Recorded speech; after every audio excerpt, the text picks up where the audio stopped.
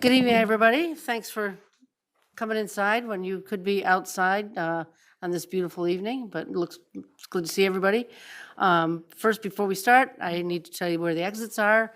That door goes directly outside. This is the way you came in, of course. You can get out of the building by going through there and going through my office to get into the hall, and that's a closet, so don't go that way.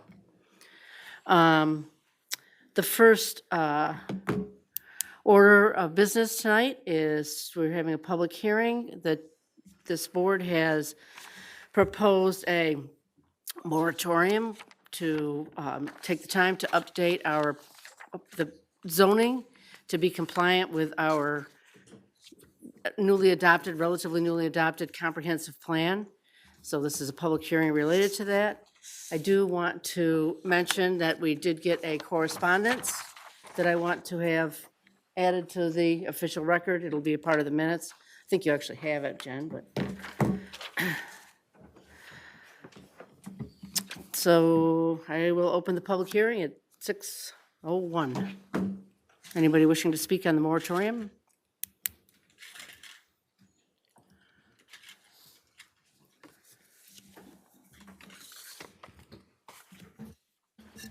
Good afternoon. It's not quite evening, is it? David Rosenberg. I live at 40 Copper Ridge in the Cedar Point development. I just wanted to quickly go over what has already happened since this moratorium came into a possibility. You've heard from an awful lot of intelligent people about economic concerns when there's moratoriums attached to a town. Gray Connors, Todd Shimkus, just to name a few. And the whole purpose of this act of a moratorium, excuse me, was to redefine the zoning, which is really due to a lot of hard work and a lot of perseverance on the part of the town board, is darn nearly completed. What's concerning to me is now we're trying to find little bits and pieces within the comprehensive master plan that we can say is part of the outline of this moratorium. And what I think this board needs to reflect on is the fact that if you put your mind to something and put in the time and effort, it can get done, and it has gotten done. And all of you deserve that credit. Matt, you put forth a lot of effort to think about what you wanted to present and say, and I think it was very effective. And eventually, Councilperson Ricky also got involved with a little pre-planning to what his thoughts were as well, too. And Supervisor Young, there's no question your leadership helped it get to the point where it is. To the rest of the council, your participation was there to make the goal be met. And I don't think everyone on the board would say it's been met, but there's been leaps and bounds to where you started. So keep that progress going forward. Don't allow a moratorium to be something that Malta is labeled with. We all know that that's a negative economic impact. Thank you. Thank you, David. David, you can come up to the podium. Yeah. Yes, you there. No. I should have just said Michael. You could have, but I'll do that for you right now. I'm Michael Funk. I live on Malta Avenue Extension, and I'm speaking tonight as the chairperson of the Open Spaces, Agriculture, and Trails Committee, otherwise known as OATS, the acronym. In the context of this moratorium, I thought it was appropriate to make my comments now rather than a little bit later in the meeting tonight.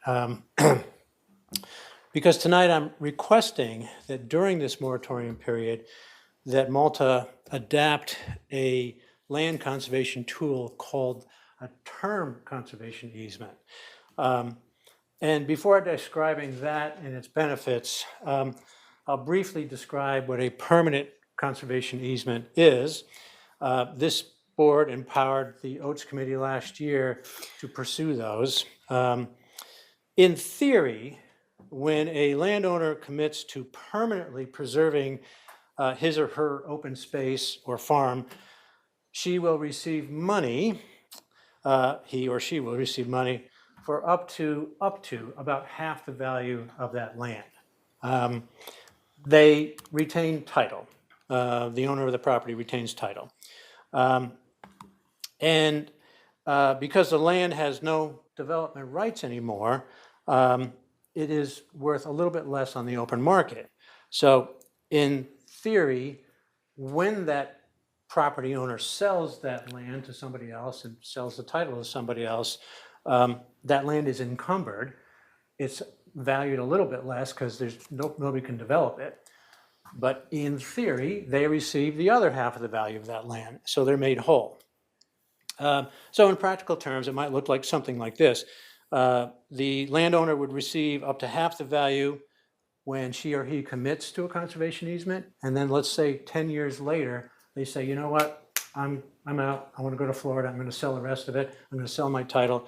Somebody comes along and says, okay, I'll pay for this encumbered land, and I'll pay you the other half. So it's an overly simple way of describing what a permanent conservation easement is. Okay. So we spoke to about 15 property owners about permanent conservation easements last year.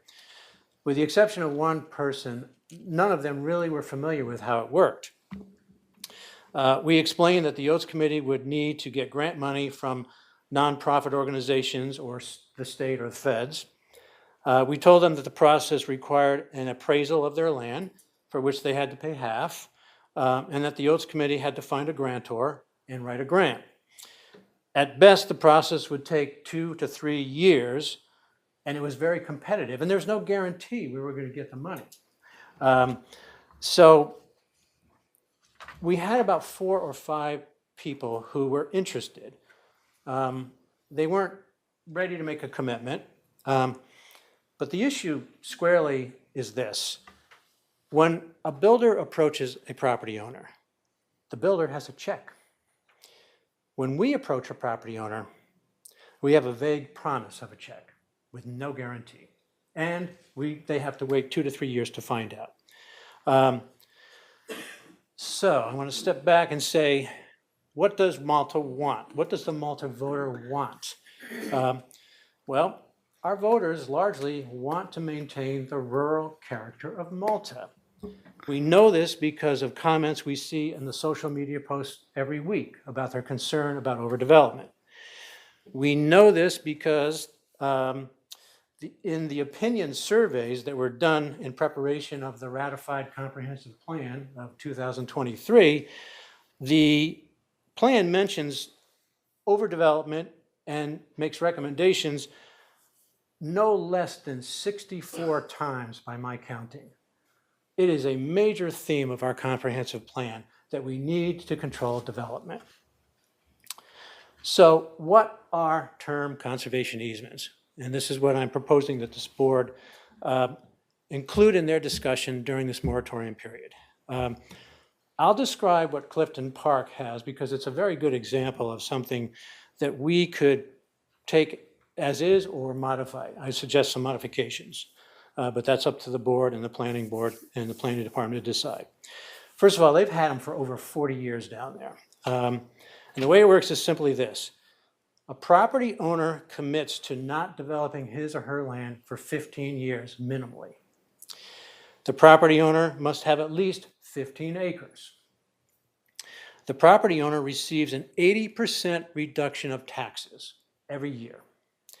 The property owner can exit the agreement after his or her term expires or earlier, but they have to pay some form of prorated taxes.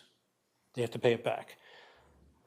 And I think most importantly for this town board, the town board determines which properties should be considered. In Malta, we have 3 what we call priority zones that are largely still rural and have really prime land for builders to develop. The soil type is correct, the topography is correct, and those lands are very vulnerable to being sold out to developers. Northeast Malta is one of them, Brownell Road area is another one, and the Round Lake area is the third one. It would be up to the board to determine the areas that we would allow a term conservation easement, but I would say the board would largely support those 3 areas and perhaps a few other exceptions. What's great about this is it's very, very nimble for the Oats Committee.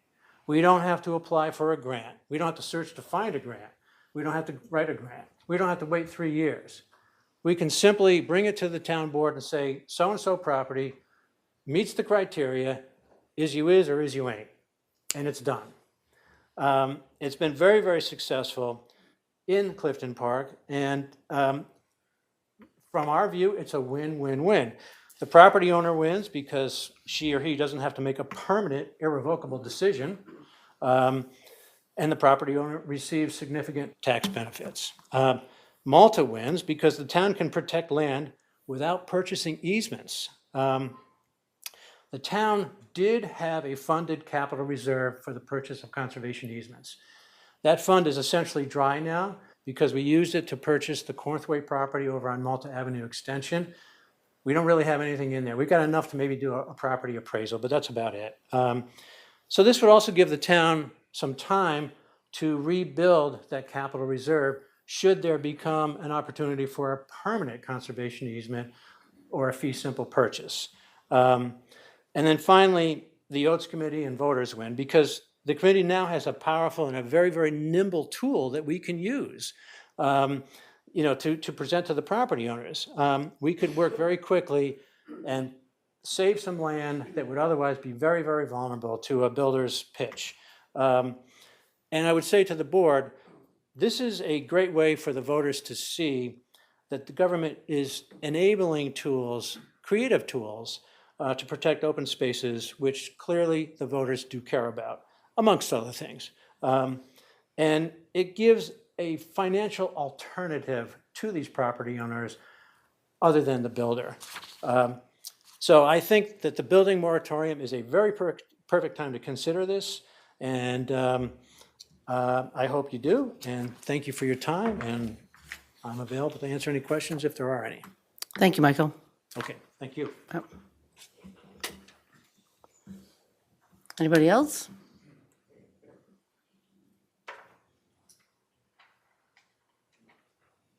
You don't have to raise your hand, Peter. It's okay. You can just step up to the podium.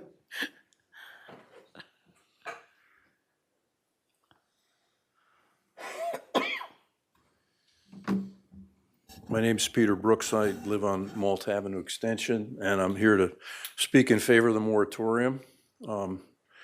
As Mike mentioned, if you've read the comprehensive plan over and over and over again, the public input comments that many, many people have made, I didn't count, Mike said it was over 50 times, it appears, residents of Malta are concerned about the pace and scope of development. That doesn't mean we're against development. A lot of people in town have been alarmed about how fast, how many big things have been going on. This moratorium has been very carefully crafted. I run a little Christmas tree farm, so I probably am one of the larger private property owners in town. And this is very respectful of private property rights. Steve Gottman has written it very carefully, and the town board has considered that.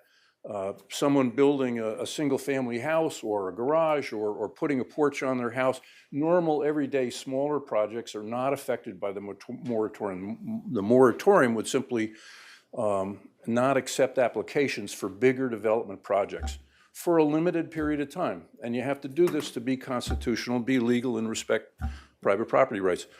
Moratorium is proposed for 6 months. Again, the board has very wisely built into it the ability to stop the moratorium in less than 6 months if they feel they've gone through all the zoning changes they want to make and they've adopted updates. And on the other hand, it also very wisely has the flexibility that, we're not quite yet done, and they can stretch it a little longer than 6 months if they need to. The point is to get the job done right. There are many recommendations in the comprehensive plan that will help craft a really desirable community for Malta going on in the future. A month or two ago, I did the math, and if the population of Malta keeps increasing over the next roughly 25 years, since the Northway came through, at the same rate, for the next 25 years, as it has in the last 25 years, Malta will have the population of the city of Troy, New York. So I think this is a good time for the town board to be careful, and they are, and to think about what kind of town we want this to be in the future. It doesn't affect little people, it doesn't affect small projects. Big developers come in there from somewhere else anyway, they live somewhere else anyway, they do their project, they make their big profit, and they have a summer place in the Adirondacks, and they have a winter place in the Bahamas, two very poor places where there isn't enough development, so they can enjoy beautiful open spaces. But for the present and future residents of Malta, I think considering what we have left for open space here ought to be a primary concern to the board. And that's what I believe the board is proposing this moratorium. So again, I thank you for thinking it through and proposing it, and I think it's a great idea. Thank you, Peter. Thank you. Anybody else? I'm just a little confused, sorry. So the board is putting forth this moratorium, or whatever this word is, to preserve our area around here, so there's no more building like it's been going on? Is that what it is? No, it's to update our zoning. Okay, so update the zoning so that more people can come in and build it? Not necessarily. We'll have a public information session, Well, Cynthia. It would be I'm not probably gonna be good for you here to for come this then. summer. I just want to know now, am I gonna come back and there's gonna be a whole bunch more developments and stuff? What we're trying to address is what our future development in our town is gonna look Okay, like. then I'll just make a statement, sorry. I can understand now. I'm Cynthia, I'm from Malta. I've been here over 30-something years, a lot longer than a lot of people I know in this room, living here, and I would like it to stay beautiful like when I moved here. It still can be that way like it is now, but if you keep cramming everything in like a Taco Bell and everything's just cluttered up, it's gonna make the people really don't wanna stay here anymore, especially people that have lived here for years and got families here, not just themselves, they have grandchildren that live around here also, that were looking for that kind of dream, to have a nice, quiet, beautiful little town, not cluttered. That's all I'm saying. Thank you, Cynthia. Anybody else? Then I will close the public hearing at 6:18. And we will move on to our second public hearing, just by way of a little bit of explanation. In 2017, the town board at the time enacted a local law to try to reduce the density of apartments being built in our downtown. In that local law, they added a density bonus for possible developers to add, they could have a density bonus, they could increase their density by, I forget what the percentage is, 20%. If 20, but, no, the density bonus is a number, but anyway, if they reserved 20% of the housing for seniors. To date, no one has actually used that density bonus. We have a project that has been approved, and the developer of that project notified us that that clause, that density bonus, may be a violation of the Fair Housing Act. While it protects one class, seniors, it discriminates against another class, which is families. They told us they got an opinion from HUD and from the Fair Housing Act people, and they say that it is indeed likely a violation of the Fair Housing Act. So this resolution, this local law that we're proposing, basically just rescinds that. It rescinds that density bonus from the local law. So there's a public hearing. This public hearing is to comment on that. Anyone wishing to comment? Well, then I will close that public hearing at 6:20. All right. Next on our agenda is a presentation by Carrie Scribner.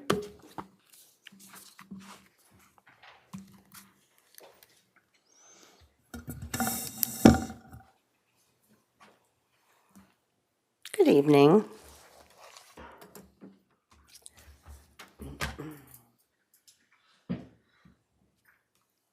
I'm Carrie Scribner, and I live in the town of Milton. I've lived in Ballston Spa,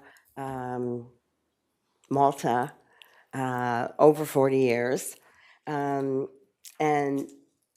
something has affected my family that everyone needs to know about. This is my son. I'll prop it up here. He's 27 years old. He was born and raised in Ballston Spa. He worked at the Village Pool as a lifeguard for 4 years, graduated from the high school, and went on to get a degree in electronic construction and maintenance. He's a great kid. He got a great job with the Saratoga County sewer system as an associate electrician. He loved his job. He was 27. He was at the top of the world. He had health insurance, all those, a nice check rolling in. He was not a morning person. He tried every alarm clock, bullhorns. He even had a alarm system that would shake his bed to try to wake him up. And I tried for years, and I know how bad it was. So this was insomnia. So we went to the doctor and got a prescription for medications. But unknown to me, before he started taking these tried and trusted medications, he heard about an all-natural herbal remedy, and that was kratom. Who knows what kratom is? Anybody in the room? That's usually about it, 2 or 3 people. If this room was filled with teenagers, every hand would go up.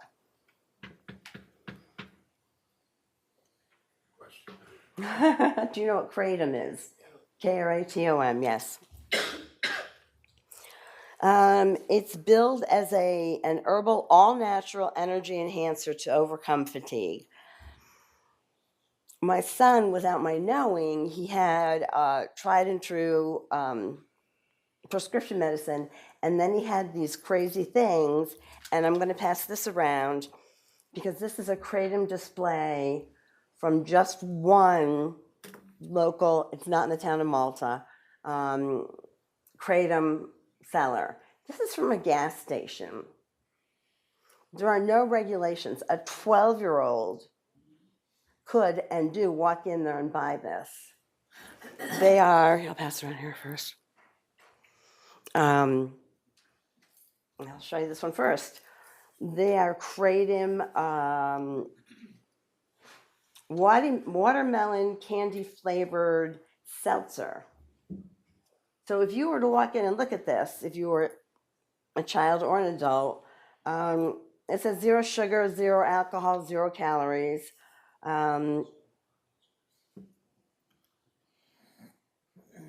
Everything about it is aimed at kids. Like I myself would not pick up something that said watermelon candy flavored. That just wouldn't appeal to me.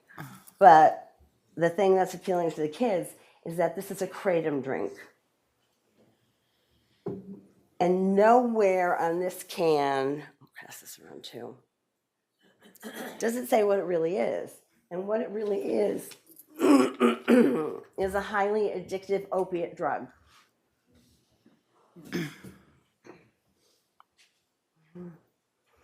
And somehow it has fallen through the cracks with us adults. So, however, as a caveat, I've been reading up, of course, and there are many adults that are also addicted to it.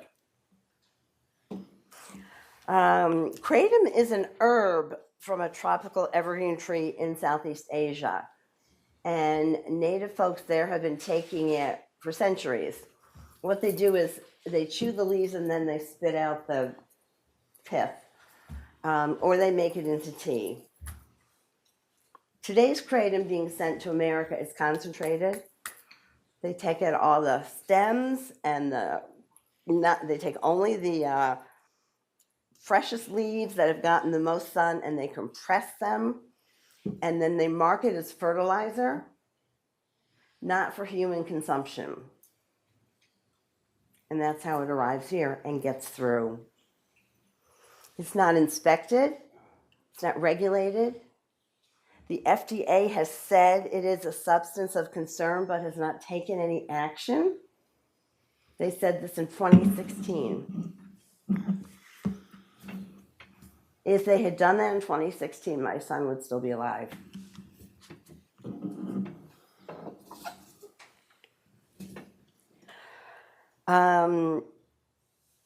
According to the FDA, kratom is not federally regulated as a supplement or a drug, and also has said there is no legitimate medical or nutritional use for kratom.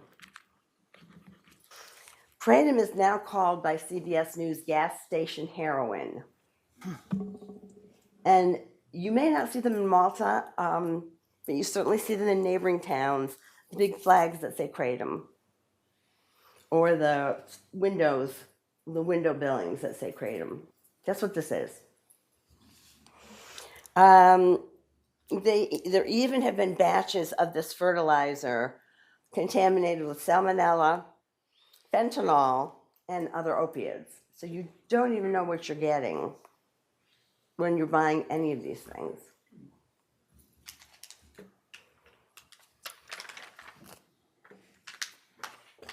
Kratom affects the same opiate brain enhancers receptors as morphine, exposing users to high risks of addiction, abuse, and long-term dependence. Some people say, and I have not spoken to them directly, but some people say it can cause minor relief for various pains. But talk to them 6 months later and they'll be addicted and they will have side effects. And the original side effects will include crushing stomach pains, nausea, vomiting, migraines, tremors, aggression, and hot flashes. In higher doses, as you ramp up to keep your addiction fed, kratom causes hallucinations, high blood pressure, anxiety, anorexia, and seizures. I was looking up some subgroups with people giving their personal stories about kratom. Seizures and heart attacks are the two highest killers. Now, my son did not have seizures or heart attacks.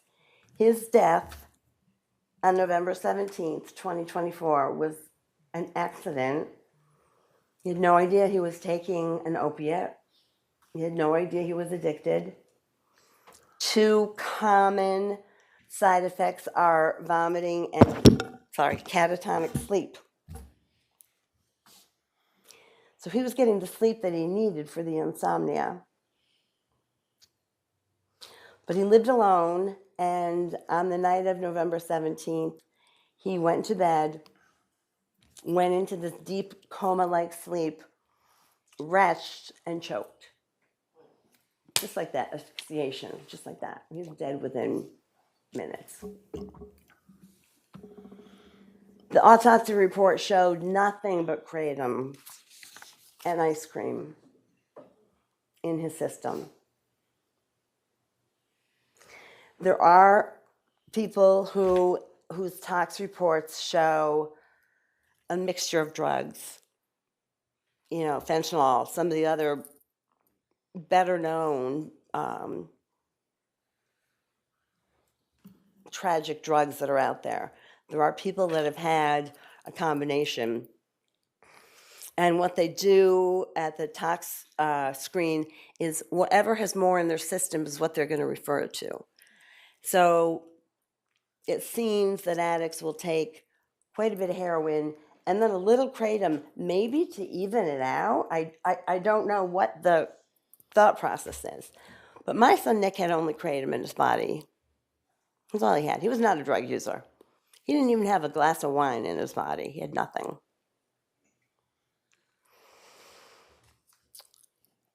Without any federal action being taken at all by the FDA or the DEA, a number of states have decided to take things into their own hands.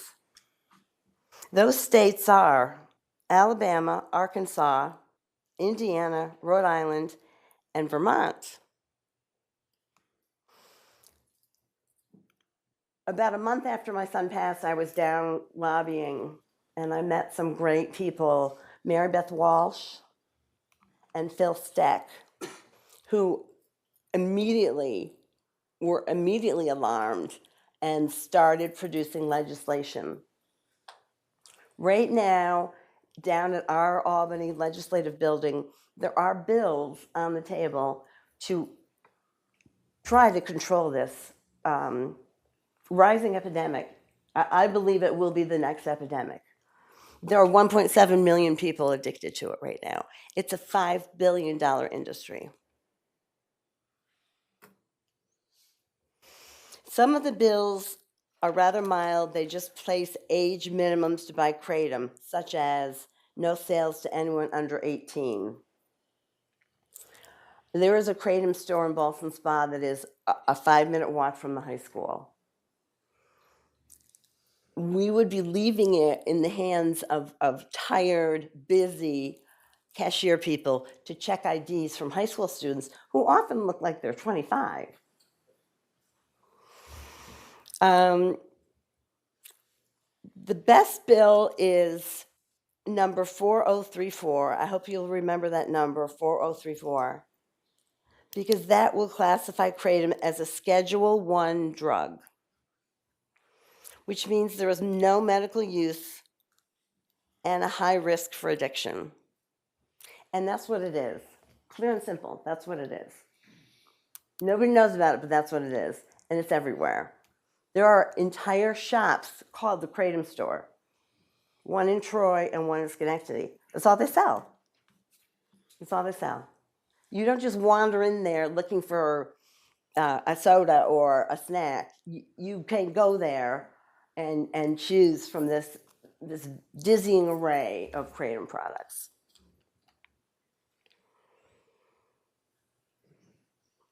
My son's death was heartbreaking for us. It was accidental. There are people who think he overdosed. We don't know what an overdose of kratom is because there's nothing on the packaging to say what the suggested dose is.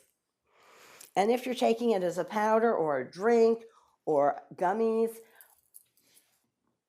nobody knows yet. There has not been enough study of this drug to even know what to tell kids, how much to take.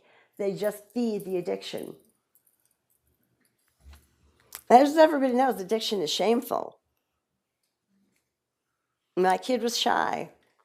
He didn't tell anybody, and we didn't notice anything.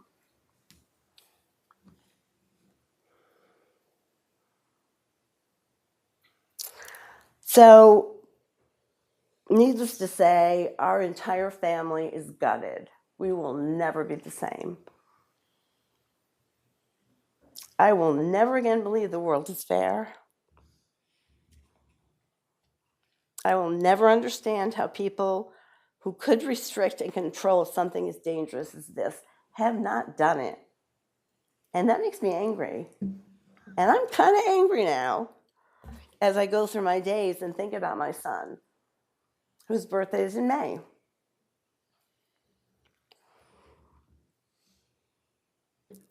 I urge you to support Bill 4034 in the Assembly right now to classify kratom as a Schedule I drug. Because without public support, it will not pass. Follow the money trail. It's a $5 billion industry.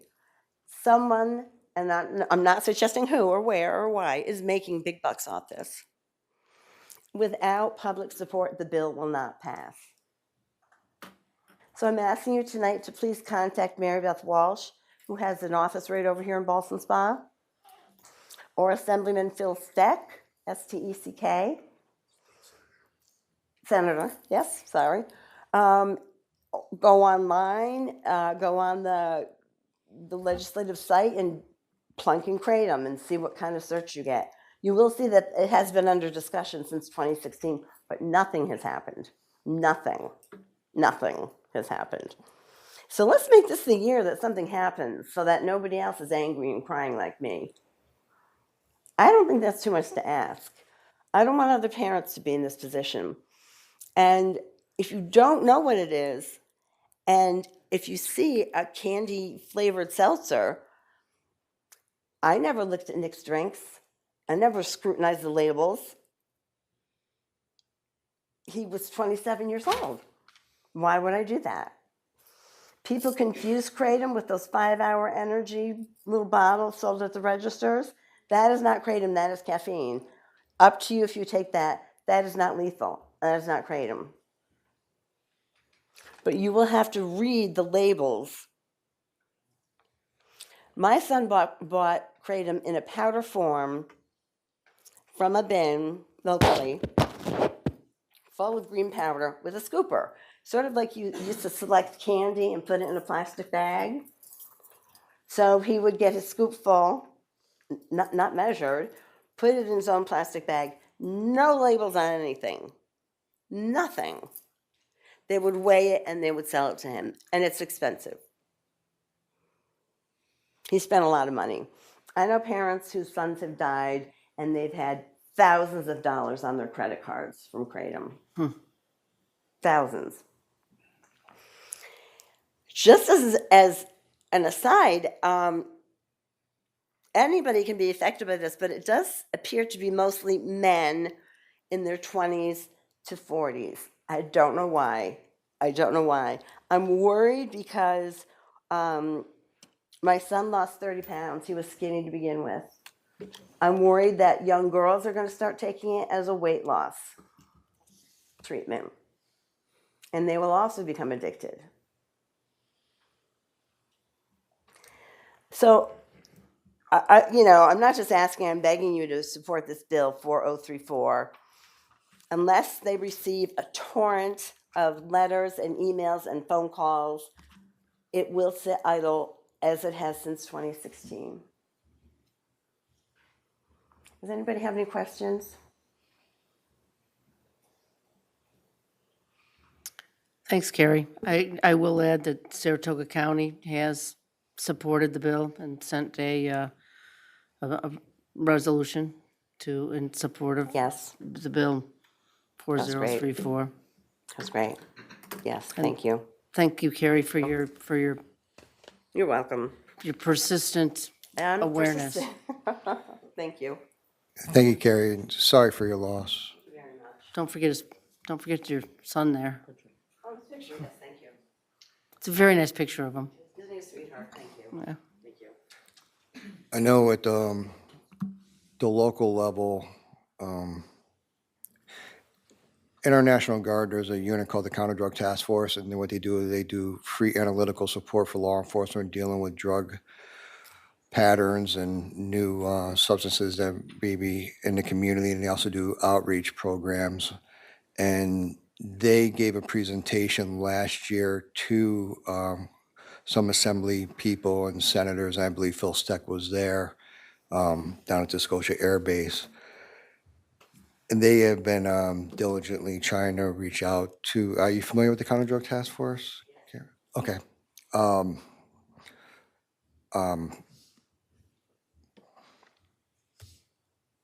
I lost my train of thought there. I'll email the commander of the Counter Drug Task Force and let him know that, you're welcome. I think Sullivan County may have actually, It might be still hairy, but there is one that has banned it from their county on that level. is, it begs a question, Steve, I don't know if you don't know the answer now. If the state doesn't ban it, do we have the authority to ban the sale of it in Malta? I don't know I don't, excuse me, I don't know the answer to that, Matt. We'd have to look into it. Thank you.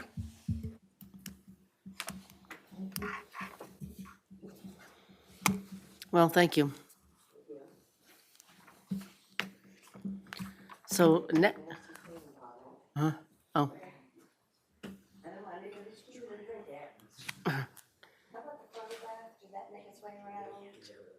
Yeah.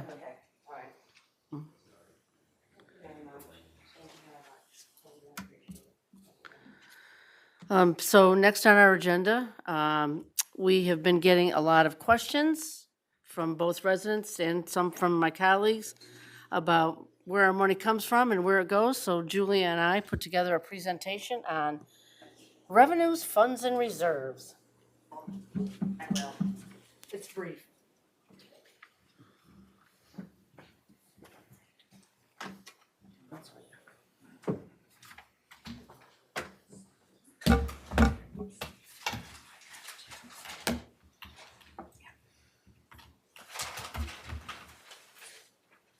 There's no lights on it.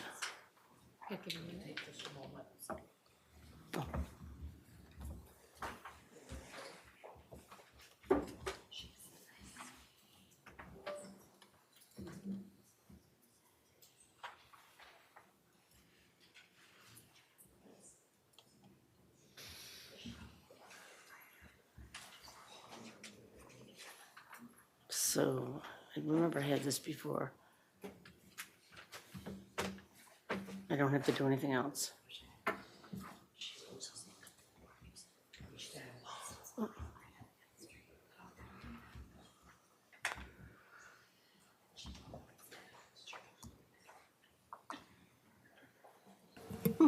There we go. So, like I said, we've been getting a lot of questions about where our money comes from and where it goes, so we prepared this brief presentation. May I ask just a quick question? Do we have a hard copy of this, or? It's on the website. Oh, okay, thank you. So first, you've heard me say before, the largest part of our revenue comes from our share of the Saratoga County sales tax. It's about 48% of our budget for this year. It is the only source of income that we actually have the discretion to allocate the funds to similar tax bases. And those are basically, we have three major ones. They are highway, and that's part-town highway fund. And for this year, we have allocated 2.9 million to highway.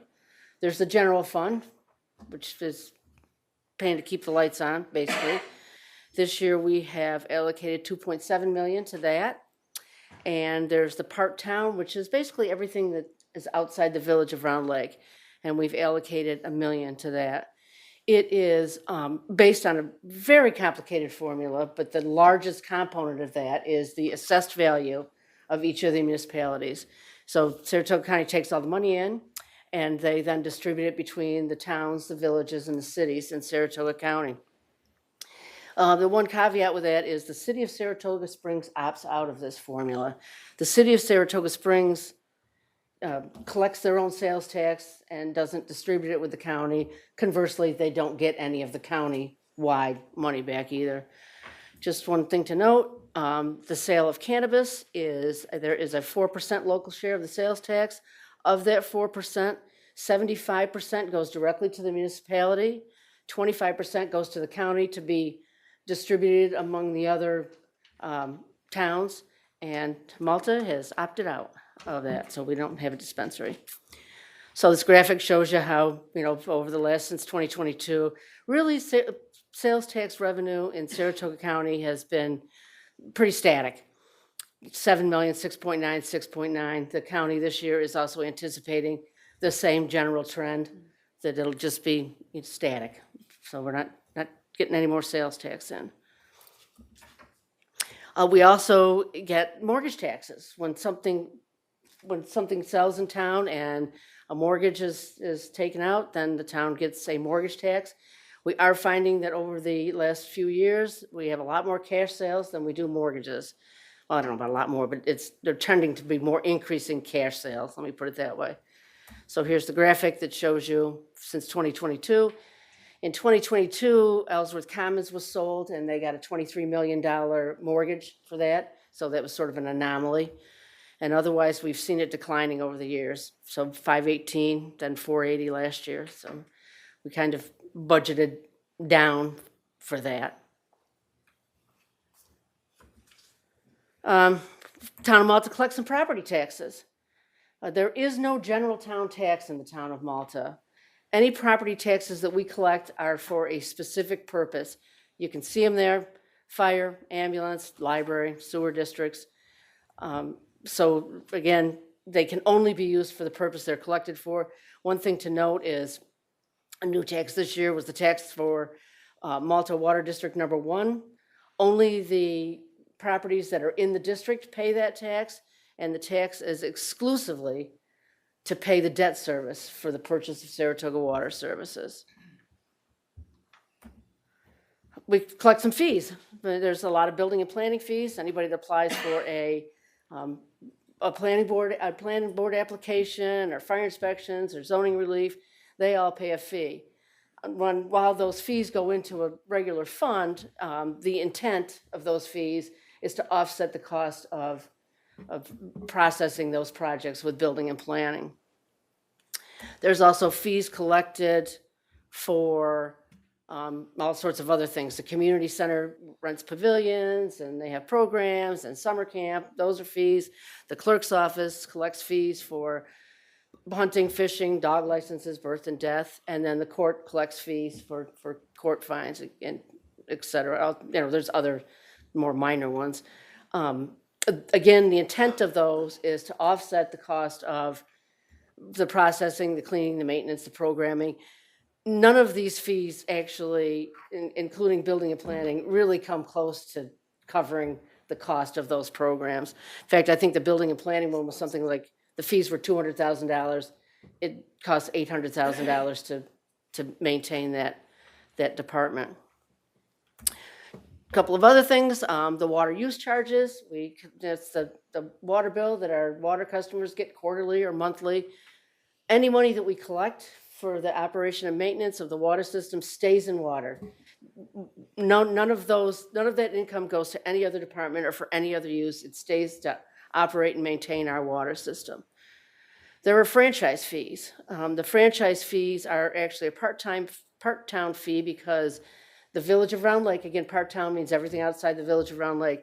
The Village of Round Lake has their own arrangements with franchise providers. Last is we get some state aid. The only state aid we really get, a significant amount, is for CHIPS, and that is specifically to pave highways.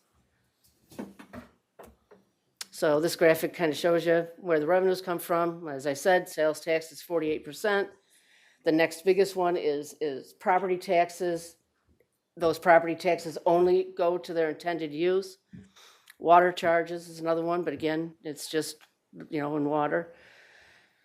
So that's where they go. And then where do we spend all this money on? Next, you have the graphic of our expenses. Again, highway is the biggest department. Oops. Go back. There we go.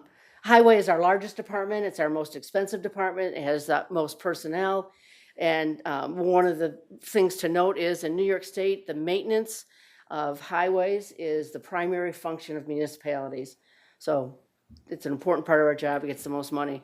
Emergency services is another big one. Emergency services, of course, recall, is all paid for by property taxes. Employee benefits is a big one. Employee benefits, that expense account that you're looking at there is only the benefits that we provide our employees: health insurance, dental insurance, et cetera, not the actual paying of the employees. Then you got the general fund, which is basically everything else. That's where we keep the lights on.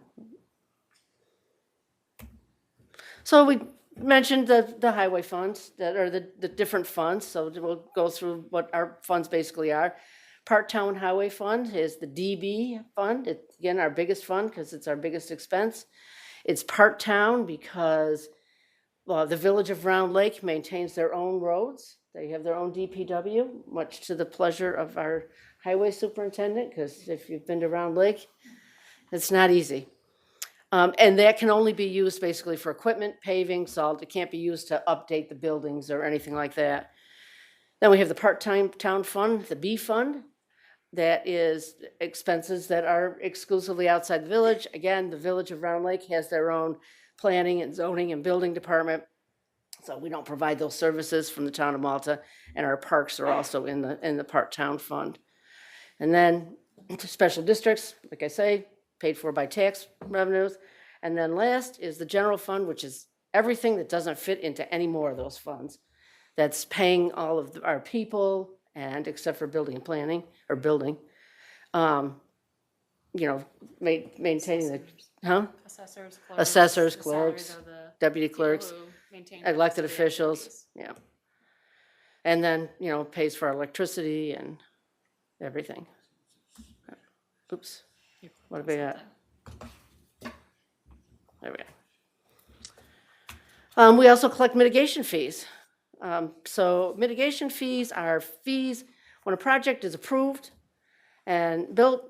We collect fees to mitigate the adverse effects of that development. So, you know, you can see them there. There's a couple of others actually, but open space, traffic, residential recreation, and updates to our generic environmental impact statement. So the idea is that if you build a big housing development, the traffic would have an impact on certain intersections. So we'd say, okay, we're gonna collect a little bit of money, put it in a bucket for improvements, mitigation efforts for that intersection. Residential recreation, the assumption is if it's a bunch of homes, we're gonna have more people using our community center, more people using our parks. When we collect mitigation monies, it can only be used for the purposes that they were collected for. And why we can actually do this, actually, the town of Malta has been collecting mitigation fees for a long time. Other towns are either just starting or don't collect them at all. We are allowed to do this because we have something called a townwide generic environmental impact statement. That's actually part of the State Environmental Quality Review Act, or SEQRA process.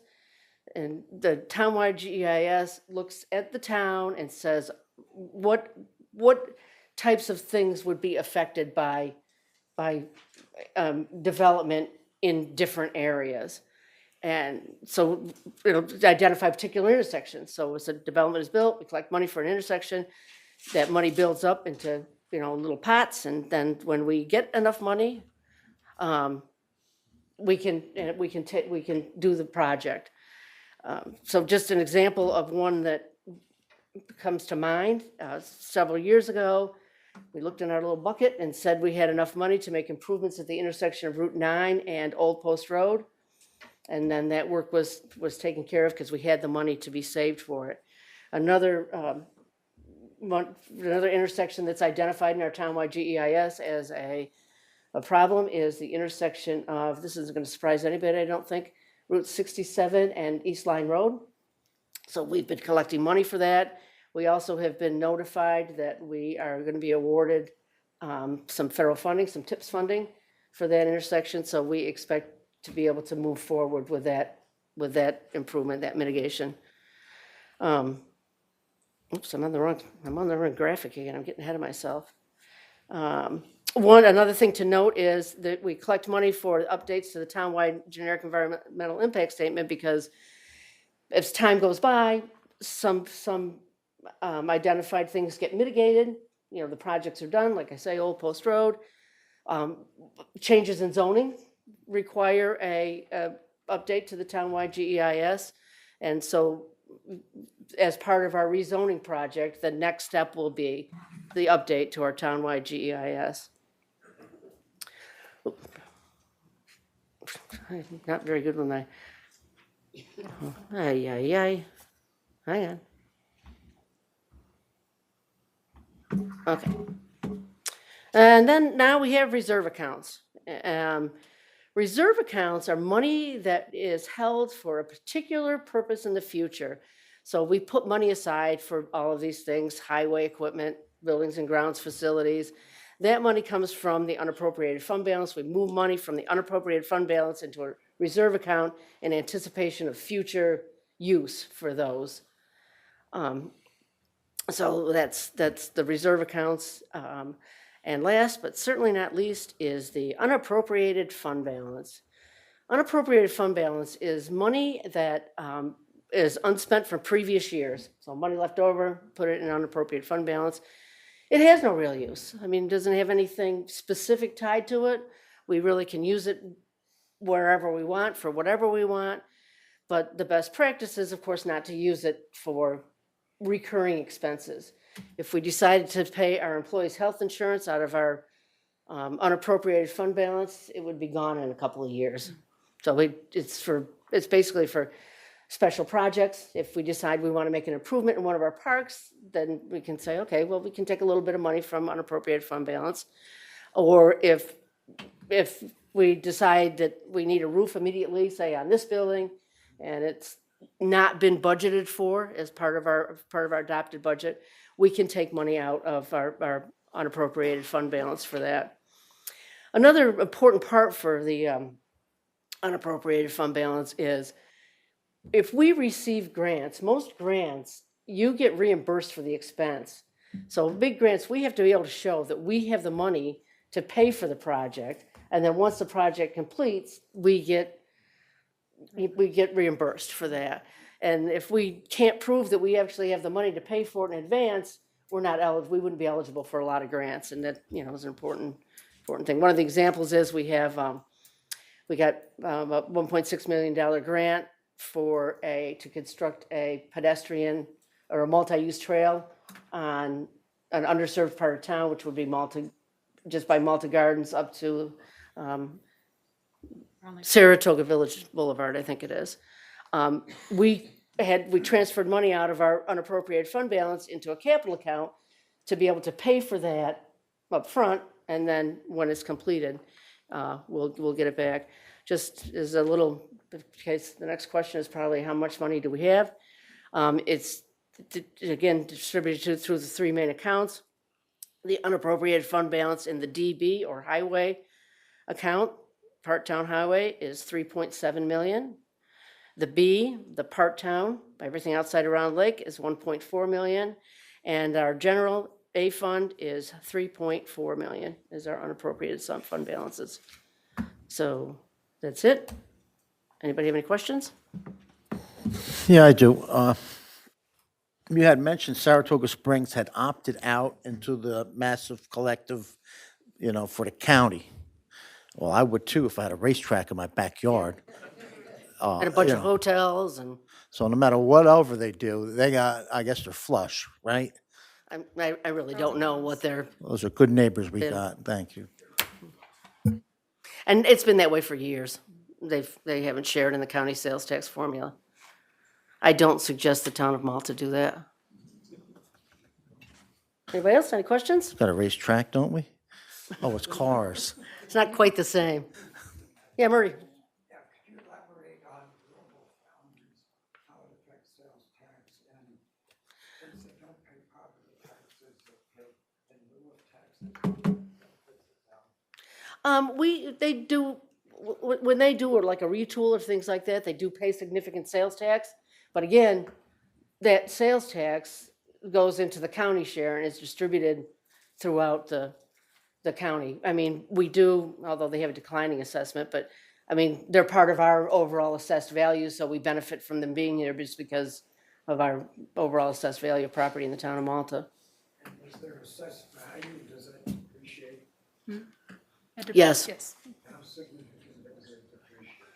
Well, I don't have those numbers on. Yeah, and Mary Lynn would have to be here for that, but yeah, it was basically a court-ordered program where they have declining appreciation. Their payment in lieu of taxes? How does that work? Well, maybe Julie can answer that better than I can. So basically, with that court order, what Global Foundries is assessed at is based off of how much they'll pay per year for the pilot. That pilot gets distributed mainly to the school districts, since the town does not have a tax. But they're, those special districts that they're court ordered to pay into is, how that pilot will be distributed. So it's basically to the school. Majority, Yeah, well, again, the town of Malta has no town tax. correct. So, no general town tax. Mark?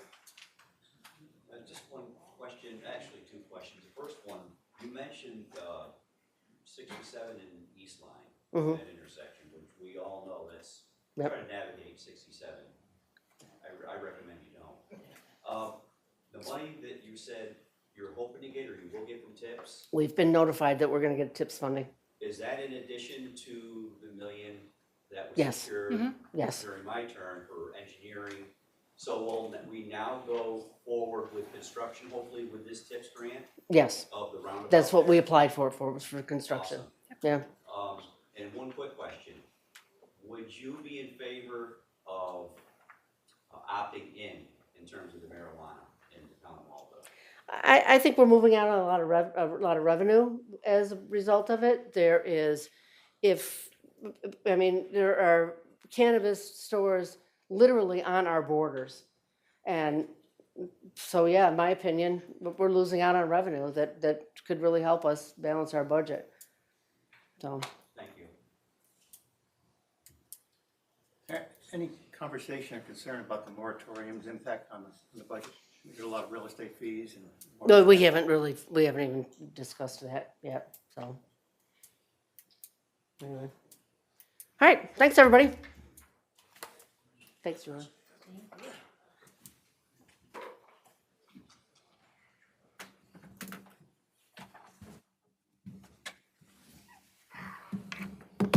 All right, next, we actually will start our regular meeting with a salute to the flag and a silent prayer, moment of silence. I will ask you to remember our friend and a true American hero, David Wallingford, who died last week. Pledge allegiance to the flag of the United States of America and to the republic for which it stands, one nation, under God, indivisible, with liberty and justice for all.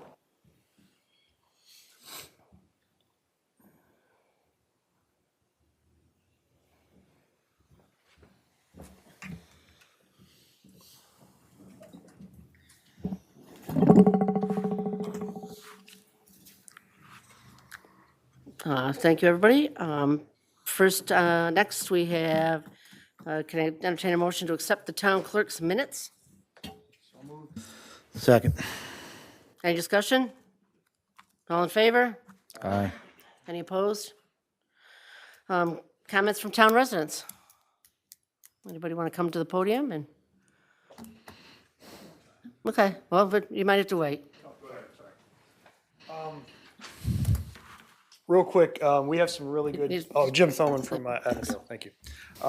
We have some really good trail systems, so just, this is the first time I'm doing this because I just want to get the scope out there. Anybody who rides bikes, just be sure to let people know when you're on the trails that you're on the left or on the right, whatever you need to do. I've seen a lot of new bike riders out and, people with kids and dogs especially, sometimes they don't hear people coming. People have, might have headphones on, they still might not hear you, but it's just the attempt and the try. Just because I don't want to see anybody get injured. Because, especially with these electric bikes now, people are really flying. As a father of 3 boys, I know she's not here anymore. I want to thank Carrie for sharing and giving that presentation. That's huge. I'd never heard of this. And it just goes to show you that if you're not involved in a situation, you can't necessarily say, oh, the parents aren't trying. No, in this world economy and with shipping coming from all different countries, there's stuff coming in and out. And unfortunately, everybody's now looking for a quick fix because of opiates. So they get onto something else because they heard a friend who told a friend who heard it from another friend. And just real quick, I had a reaction to Splenda once. I thought I was having stroke-like symptoms, and that was just Splenda. So caffeine, alcohol, these things have been around for thousands of years. We know what they do to the human body. A lot of these new things we don't know. And knowledge is power. Try to really research anything you put into your body. And I'm not a Whole Foods homeopathic person, but you just got to be smart about things. Everybody's DNA is a little bit different, and that little difference could be the difference between life and death. And there are no free lunches in nature. So, eat right, exercise. It's really the best thing you can do. As far as the moratorium goes, I always looked at the moratorium as a trigger to try to get everything taken care of. I actually don't think it I'm hoping it won't be actually implemented because I think, and as somebody who is fearful sometimes of government, but I've actually, and especially when it moves fast. But I will say, I've been impressed with everybody, and I want to thank you guys for the work you guys have put in. I think it's been, I mean, some very, good discussions back and forth about what needs to get done. So far, I've been really impressed with that. And that's basically it. But as far as like anything goes with substances, just, it starts at home. And like I said, as a father of 3, I mean, we all got to keep an eye on what's going on and just make sure that we know what our kids are up to. So, thank you. Thanks, Jim. It is a scary time out there now. David?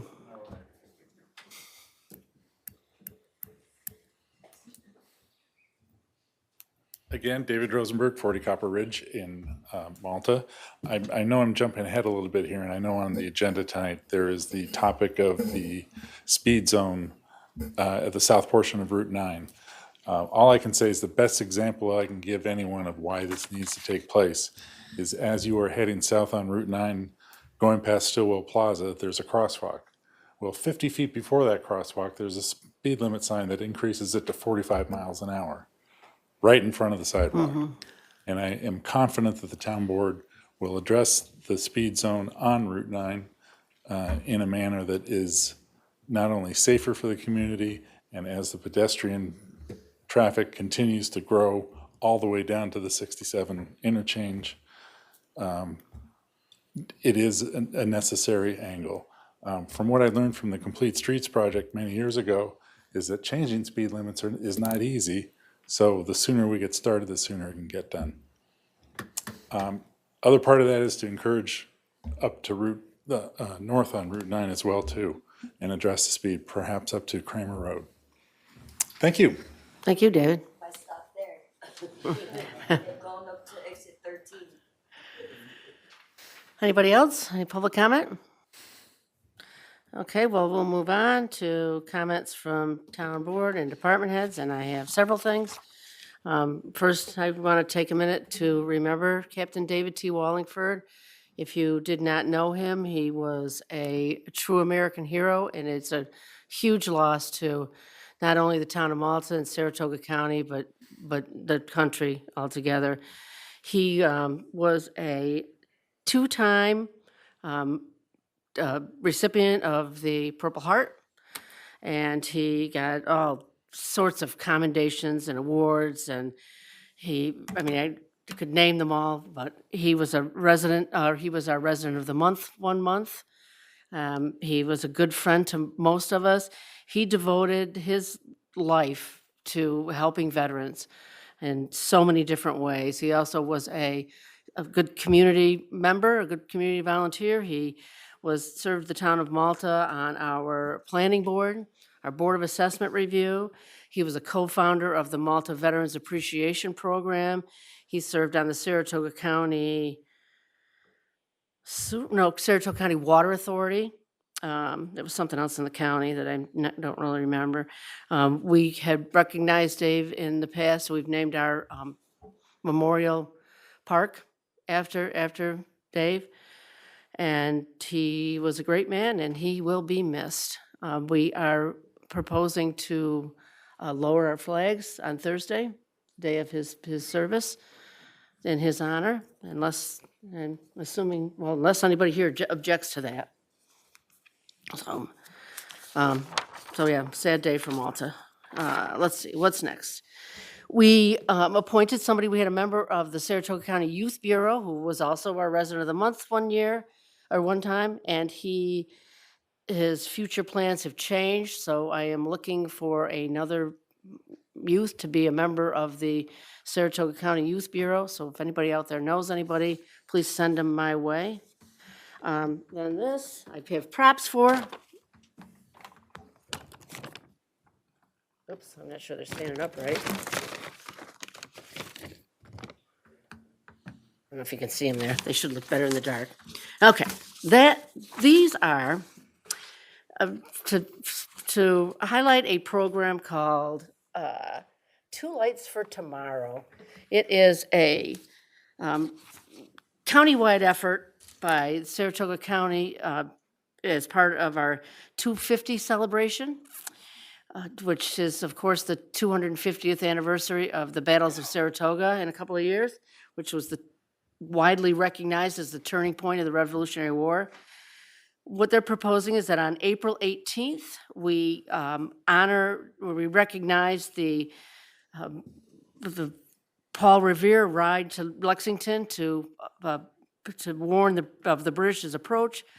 Of course, you'll know it was one if by land, two if by sea. So Saratoga County is asking municipalities in the county, all municipal buildings, to put 2 luminaries with lights in it in our windows, so we will be doing that. They also gave me an extra supply, so if residents want to participate, while supplies last, you can stop by the clerk's office and pick up luminaries and little, lights. They're tea lights to go in them. They're not real candles, or I'd have burned this place down long ago. So hopefully we'll find enough people to participate. So, and you'll see those, when you see them in our windows, you'll know why they're there. Let's see, what else? A couple of things. We have sent out requests for proposals for the window and roof at our court. I haven't gotten that back yet. We've sent out a request for quotes to replace our phone systems. Our phone system is archaic and no longer supported by tech, and we have constant problems, so we'll see where that comes back.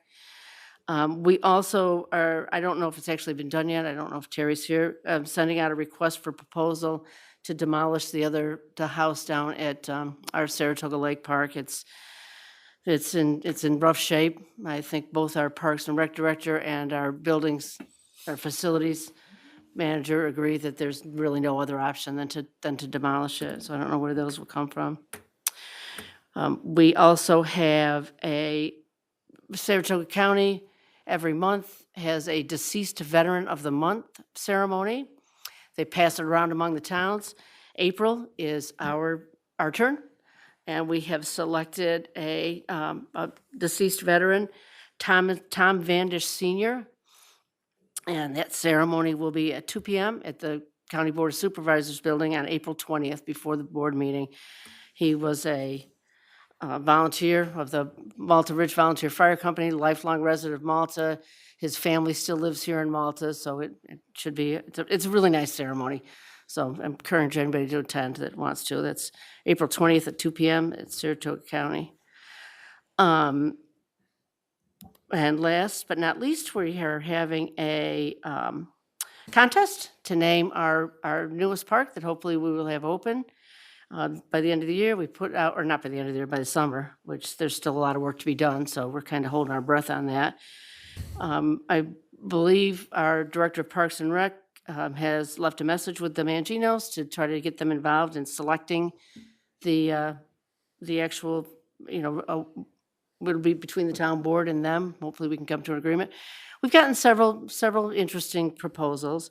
Just so everybody knows, the name Mangino has to be in the proposed name, and we're kind of recommending that it be the park name at Mangino's, but anybody can come up with whatever they want. So, and that's all I have. You mentioned that you're interested in taking the house down at the Mangino's Lake Park there? Yeah. Have we had any engineer examine it? Who's really certified to Okay. make that call? You know what? What I'm going to recommend for you, Craig, is to actually go down there and look at it. I have. Have you been inside lately? I've looked in the window, I've talked I to think people out there. Yeah, that's what I'm recommending, is that you go down, I think I've asked that before, call Terry, go down, go in the building, and you'll see it's first of all, it's full of mold now because it's been sitting vacant for 3 years, maybe. Can I 2 have years. an engineer in there also? We actually do have to have an engineer go look for asbestos, so I think Terry is actually our facilities manager. I think he's actually set that up for somebody from Labella to go look at it.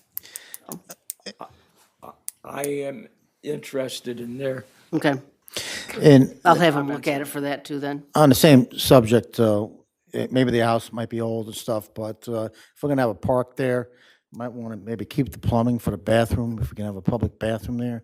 So if the second floor and everything else can go, we could have some, I don't know, flush toilets are kind of cool, you know.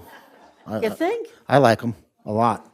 Actually, Better that might than not be, our house. that might not be a bad idea. Maybe they can protect the plumb, you know, Yeah, I mean, there, yeah. why not? Because, I mean, we do at some point want to put, I know what kind of complaints you're gonna get if you have people sitting there, you know, having a picnic all day, well, there, we, unless they're going into the water, you know, but. for this year, until we really figure out, you know, what this board wants to do for as far as improvements in the park, for this summer, if, Keep the fingers bathroom. crossed, we get it open, there'll be porta potties. Well, and Carly gave a nice presentation, and I'm sure she would be along with me, and I'm not for cannabis in this town, just for the record. Look, a girl's got to try. All right. I have some Put it out comment. there, yeah. Going back to David Wallingford, 2 of his awards he received during the Vietnam War was a Bronze Star with a Combat V. A Combat V is for valor, and also the Navy Commendation Medal with a Combat V. That's a highly decorated person. Changing the subject, I would like to have lights. I've talked about it earlier last year with you. I'm raising money for lights for the soccer fields, for the Luther Forest Athletic Soccer Fields.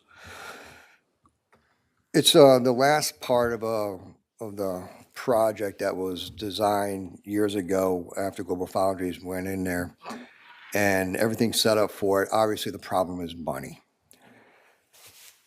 As I toured this, my daughter's on a traveling soccer team, and the Boston Spa Soccer Club, which is made up of a lot of Malta residents, they won the state cup last year.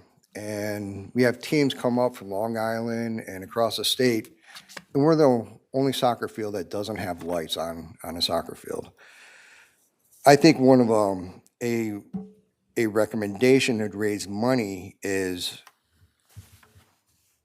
if we approve PDDs and there is a significant public benefit that a developer needs to produce for the town, I would like to set up a separate fund under the comptroller for money to go into Parks and Recs, or maybe specifically for the lights for the soccer field. And segue into that also, public benefit, maybe have money put into a fund for conservation easements. I would like to talk about these things as we continue with our zoning workshops that we're conducting. I agree with you, Matt. I think, first of all, I think lights on that soccer field probably would be more valuable to the general public than one softball field. Kristen and I talked today about maybe having a winter carnival or something over there if you had lights, so. There is We'll lights talk on the about it. softball field already. There are lights on the, yes, there are lights on the There's lights softball. on, And yes. when we put the lights on the softball field, we did the other stuff. We upgraded the power to the 3-phase power, and we lit the parking lot and pathways. So the last piece was just that one piece, This is the last piece. yeah. As part of our moratorium that was put forth, it kind of got morphed off. The intent of it was to bring our comp plan and our zoning together. So they said the same thing, and there wasn't any confusion in it.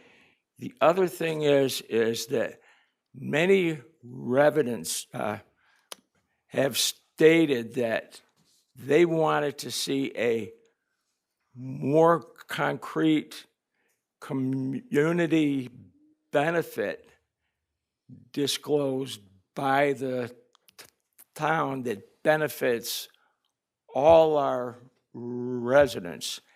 And that should be a part of our zoning plan going forward. It's not just to stop development. It's to make sure that all our plans talk the same thing in the same manner. That was the intent of it. It was not to say, stop development. Developers were telling me they were getting confused by the zoning codes that we had out there, and the comp plan did not talk the same thing. Now they will, fortunately, be a concrete plan going forward, along with PDDs and public benefits. So we'll clear that up. It was not to stop development. It was to get our plans saying the same thing going forward. And to add to that, Craig, I like the progress we're making so far in our workshops. I do believe there is a lot more work to do, specifically as we go through the neighborhoods. I like to go back through with a fine-tuned comb.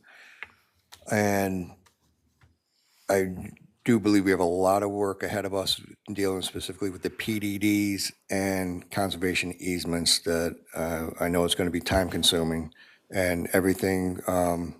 What does our town want to look like from transitioning from a residential to a commercial back to a residential zone? What does that transition look like?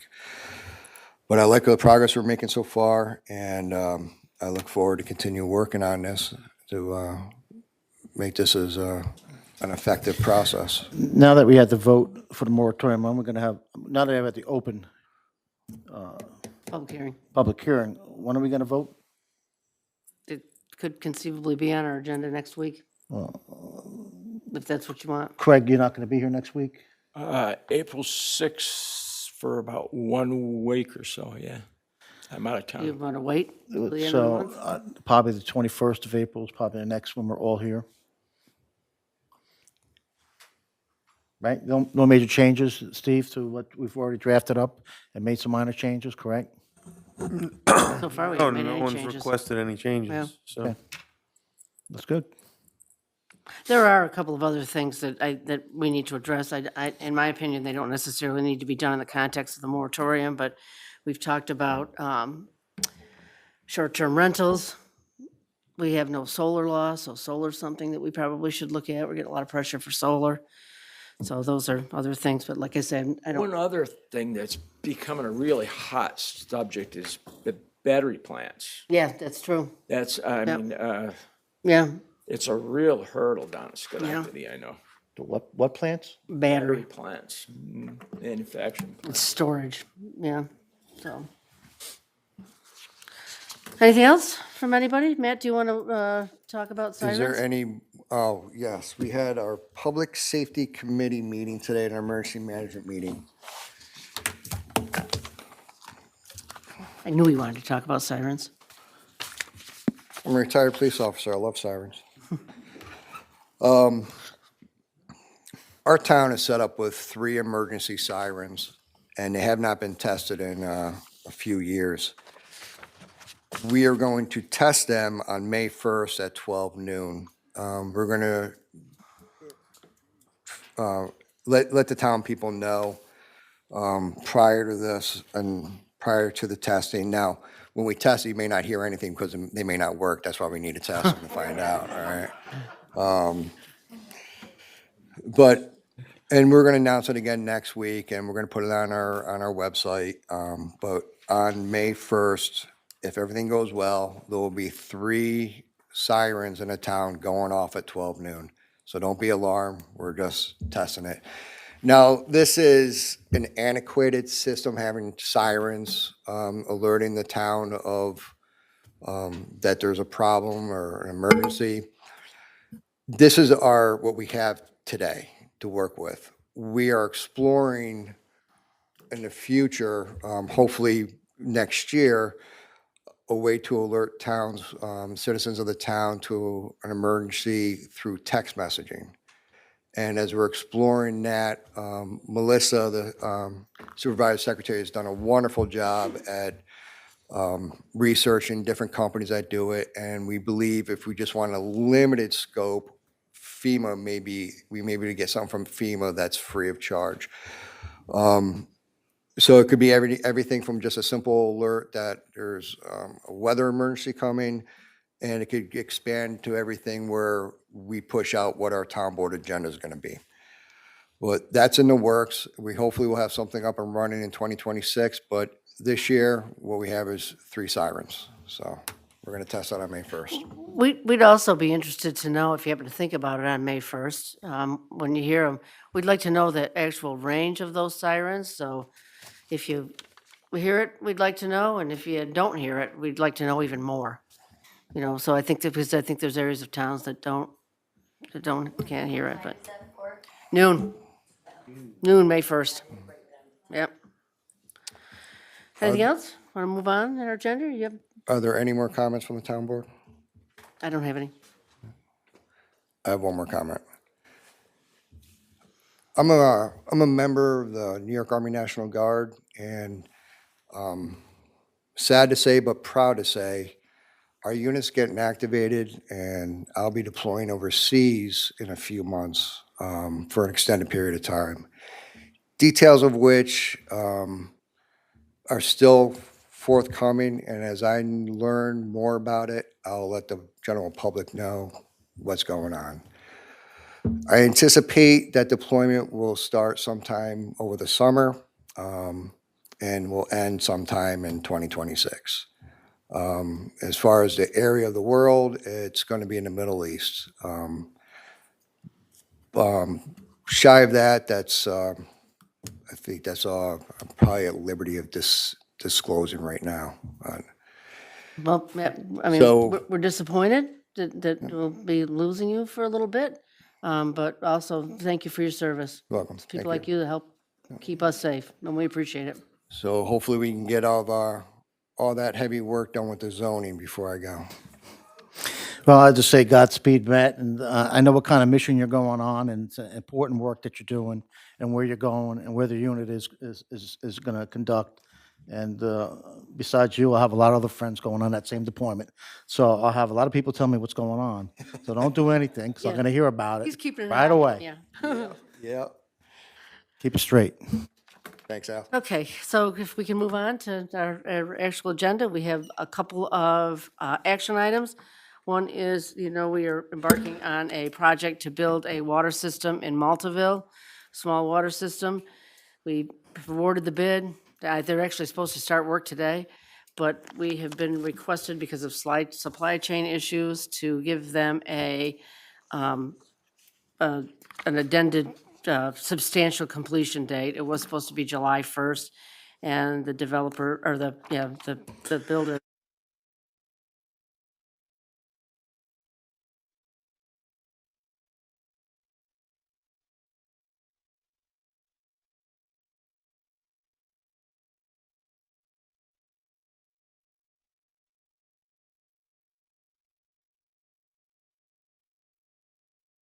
Or asking for that. mostly it's supply chain stuff, so.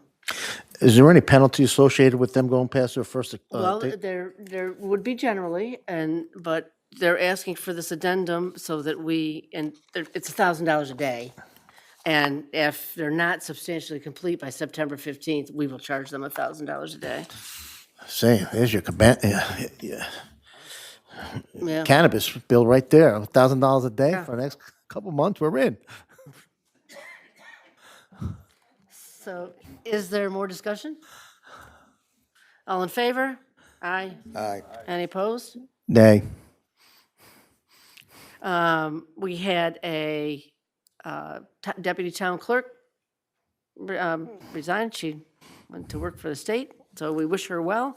But in the meantime, the clerk has selected another candidate to hire, and so this resolution is to appoint Christina Hardy Allen as a second deputy town clerk. Second. Any discussion? All in favor? Aye. Any opposed? Next, I got a request from a young lady who is trying to set up, the group is trying to establish a They call it a micro school. It's a Montessori school in the village of Boston, or maybe not the village. They haven't decided what the location is. It could conceivably be in Malta. They're actually looking at sites in Malta. She happens to live in the village. It will be a small charter school. They expect to start with 20 kids. They will never expect to have more than 100. Right now, it's pre-K through first, I believe, that they're proposing for these 20 children. So what she's asked is that we send a letter of support to, for this project. So I'm sorry, what board needs to have that letter? I don't remember where she sent it to. I think it's going to the to the New York State Board of Education Okay, thank you. for approval of the school. Anybody, any comments? I don't object to somebody starting a school, but it's not much information to go on to send a letter of. In your pamphlet, in your project, there was a whole, basically brochure about it, but it was a big color thing, so we didn't print it. I can read to you what she sent to me. I did talk to her at length, and I think she's got a good project. As you know, in Malta, or in the Boston, maybe you don't know, in the Boston Spa School District, there is a lottery for the pre-K, for the universal pre-K. So kids are closed out. So starting now, she wants to start with the UPK, and then they will move up through this charter school system or go to public school. So that's kind of, there's a need, at least, for this sort of thing in the Boston Spa School District. And it's a charter school, and I don't know what other questions I can answer for you. I would like to read through some of this other stuff that's. Okay, well, I mean, the other part is the application's due, so if we don't do it, then we won't do it. So it's up to you.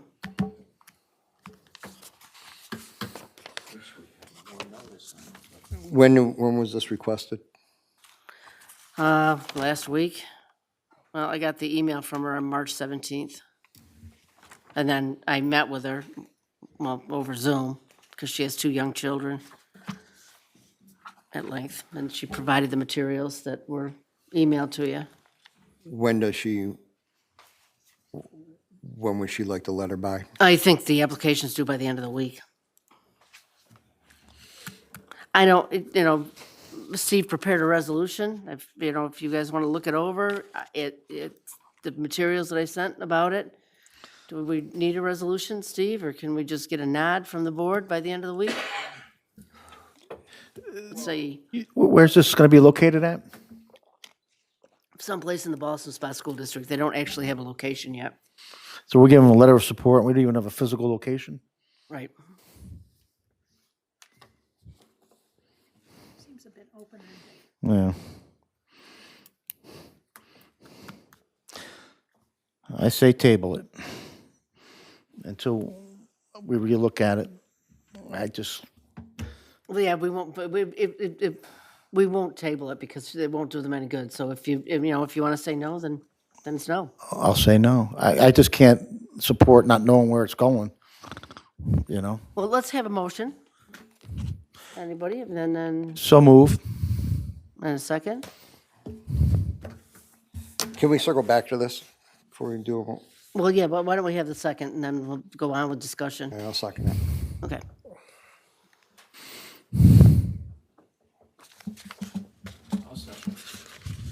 Yeah, I think Matt said he would anyway, so. Get more further discussion then? I like the idea a lot, and I support the idea. I just kind of feel like a little like hanging out there, just saying, hey, we're going to support you. Where you building it? Well, we don't know. Well, they're not gonna build anything, they're looking for space to rent, so. And who they are also, I'd like to have more input on that. Lifelong resident, Program. yep.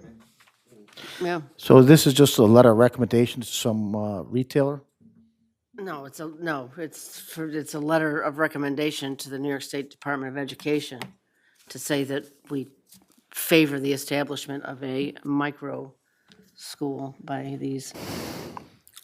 It's, you know, so they've got a, I'm just a little, I feel like I don't really have an awful lot of information, and it's, I should have had Courtney come. I never even thought to you know, invite her. we have presentations from folks on a lot less than this. Have the, you know, I don't know this person, I don't really think at least I'm not ready tonight to make that kind of a endorsement. I think an endorsement by a town board is a pretty important thing, and, I mean, is she here tonight, or? No, I just, to tell you the truth, like I said, I didn't even think to tell her to come, which, that's bad on me, so. Well, no, I don't. She also has 2 young children. I don't know. It just feels like a lot to ask without more information. I wish her well. I just, and I'm not saying I would vote no, but I do feel I need a little more to go on. Is that the consensus of the board? Should I take a vote? To take a vote on the what? Holding off on the. No, on whether or not to approve writing a letter of support. I'd say take a vote. Okay, all in favor? Well, aye. Any opposed? Nay. Nay. Everybody else? Okay. They need, Barbara, you're right. We just need, you know, a little bit more than just signing our name to something. I'm in support of these schools. I just don't know this company or anything. Yeah, it's like 4 women that are trying to establish it. Probably Mr. Mosman knows them. The next resolution is to approve an additional depository. We need a new account for our water business. Second. Any discussion? All in favor? Aye. Any opposed? Last action item for tonight is budget transfers. There are several of them. The first one is, we budgeted for an anticipated income from Global Foundries as a backup source. Malta Water District Number 1 will be the backup source, and what we anticipated was not as much as we thought. Are you, I got a question on that. Yep. Why is it not the same as when we went through and we hired a lawyer, a financial guy to examine that, and when they sold it to us, that was like a huge item. It was a lot of revenue. Yep. And I would rather see that instead of a pot store on the street. Right, well- Even though it isn't the same thing, why has it changed? When we got first of all, I don't know what happened with the original. I wasn't supervisor when the original contract was signed, or this contract with Global Foundries. When we got to the closing, we found out that the contract between Saratoga Water Services and Global Foundries was not what we were told, as far as I know. So it's, it was less. So basically, the town of Malta assumed the contract with Global Foundries at the amount that Saratoga Water Services had. Like I said, we're a backup source. They don't actually use the water. They just pay us to have it on hand. But you have to have it allocated, though. All right. So, For supply. yeah. Well, I'm a little bit disappointed in that, but, We all are disappointed in it. You're not alone there, so. and I'd like to find out how come. Honestly, I mean, that was a big pitch. It was, yeah. And it was a big part of my decision into acquiring them. Well, like I say, I don't really know where the disconnect happened, but I'll find out. yeah. We also found out after we bought it that we have to pay taxes on our own property. So we have to pay taxes on our water property. So one of the transfers is that.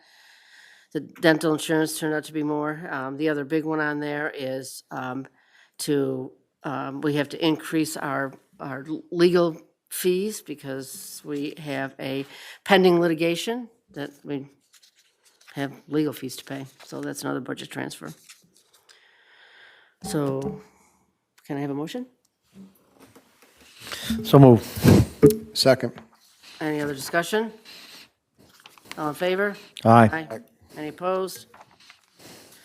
So now we're into our discussion items on tonight's budget. The first one is to set a date for a public information center regarding the zoning changes for a zoning update. Staff met with our consultant and gave them all the changes that we agreed on.